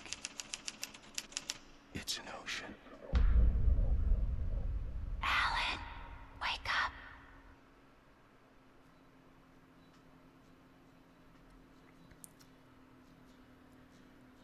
We debated what that sentence meant for 13 years. It's not a lake, it's an ocean.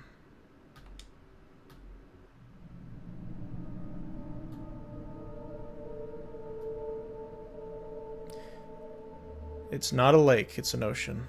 So, let me tell you, the only things that were confirmed, things we know to be fact from the end of that story, and I'll bring in some stuff we learned in Control. So what we know to be a fact is, number 1, Alice got out. We know that for a fact. Number 2, Alan is in the dark place. He's stuck in there. That's a fact. Number 3, Nightingale is either the new face of the Dark Presence, because it showed him in the window behind Rose, or he was just taken somehow. That's a fact. Because he's been influenced somehow. What we don't know, or I guess what we didn't know, and what Control answered, and we can talk about that because we've already beaten Control. What Control answered for us. Does Alice even remember everything? Well, the answer to that, according to Control, well, it's a maybe. Because she went to the Federal Bureau of Control and talked to them.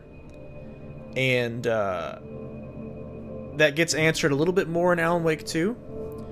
But for some reason or another, she ended up at the Bureau of Control to ask them questions about Bright Falls. So at least in some part of her brain, she must have remembered, or at least she's still searching for answers.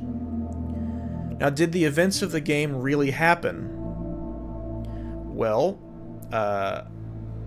we know that they did. In fact, they did. Because in Control, they directly reference this event. And the Taken, and they call it the Shadow. So yes, everything we saw actually did transpire. Now, as to whether or not people remember it, don't know. Not sure. And I guess the next question is, what does it mean it's not a lake, it's an ocean? Well, there's two primary interpretations of that. And one is that he is saying the lake is not a real lake. It is literally an opening to a much larger realm than we know of. That's interpretation number one. Like, basically, he's in the dark place and now he sees what the lake truly is. Or two, it means that... so I guess to simplify that, either one, the dark place is bigger than we thought, or two, there's something else there, not just the dark presence. The dark presence is just one of many entities that's there. That isn't necessarily answered by Alan Wake 2. Was the cabin actually there and disappeared? So the cabin was there up to 1970. It really did collapse into the lake when Thomas Zane took Barbara Jagger down into the bottom. That is a fact. The cabin was also actually there whenever Alan and Alice showed up. It appeared, and they were able to interact with it and go inside of it. That's a fact. During the week that Alan was in the dark place, the cabin was not there.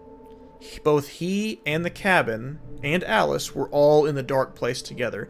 If you had traveled to Diver's Isle during that week, you wouldn't have seen a cabin there. And we know this because that's what Mott did. Mott went there looking for them. He went there and there was no cabin. That was during the week they were there.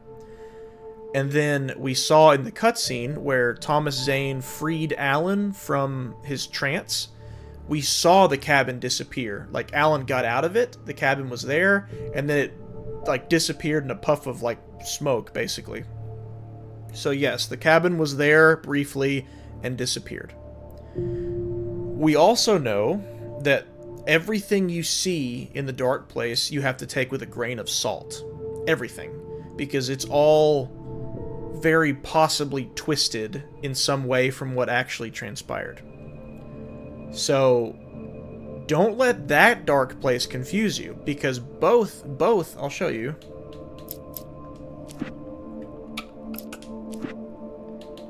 They're called specials. It's the 2 DLC episodes. Both of these, Special 1 and Special 2, take place inside the Dark Place, and we will learn a lot more about what the Dark Place is. And it is a really, really good springboard setup to understand Alan Wake 2, because a lot of Alan Wake 2 has to deal with the Dark Place. And Remedy said Alan Wake 2, you don't really have to play the first one to understand. I call baloney on that. I don't know how somebody could skip straight to Alan Wake 2 and like fully grasp what the Dark Place is. That doesn't compute in my head without at least doing some homework first. But yeah, that's the end of the base game. And I'll be honest, I hadn't played the DLCs myself until probably a couple of years ago for the first time. I just read synopsis of them. So yeah, so next week, Saturday at 2, we are gonna do the 2 DLCs, and they are all we got. And we'll talk a little bit more about what Control revealed to us when we do those. I think it'd probably be a little too much to digest right now, with the ending as it was. So yeah, next Saturday at 2, I will stream the 2 DLCs. They both last about the same as one of these games' chapters, so we shouldn't have any problem doing both of them in one stream. So that's what I will do. But yeah, guys, thanks for tuning in. Thanks for hanging out. If the ending feels like an extreme cliffhanger, you got to remember, the only thing that's a cliffhanger about that ending is that Alan is stuck in the Dark Place now. Everything else was resolved. Well, Alan being stuck in the Dark Place and Nightingale being whatever Nightingale is behind that window. And we'll get some more answers. The plot really doesn't progress in the DLC, but it does give us a lot more context as to what exactly is going on. So, alright, well thanks guys. I'm going to go ahead and end the stream, but thanks for watching.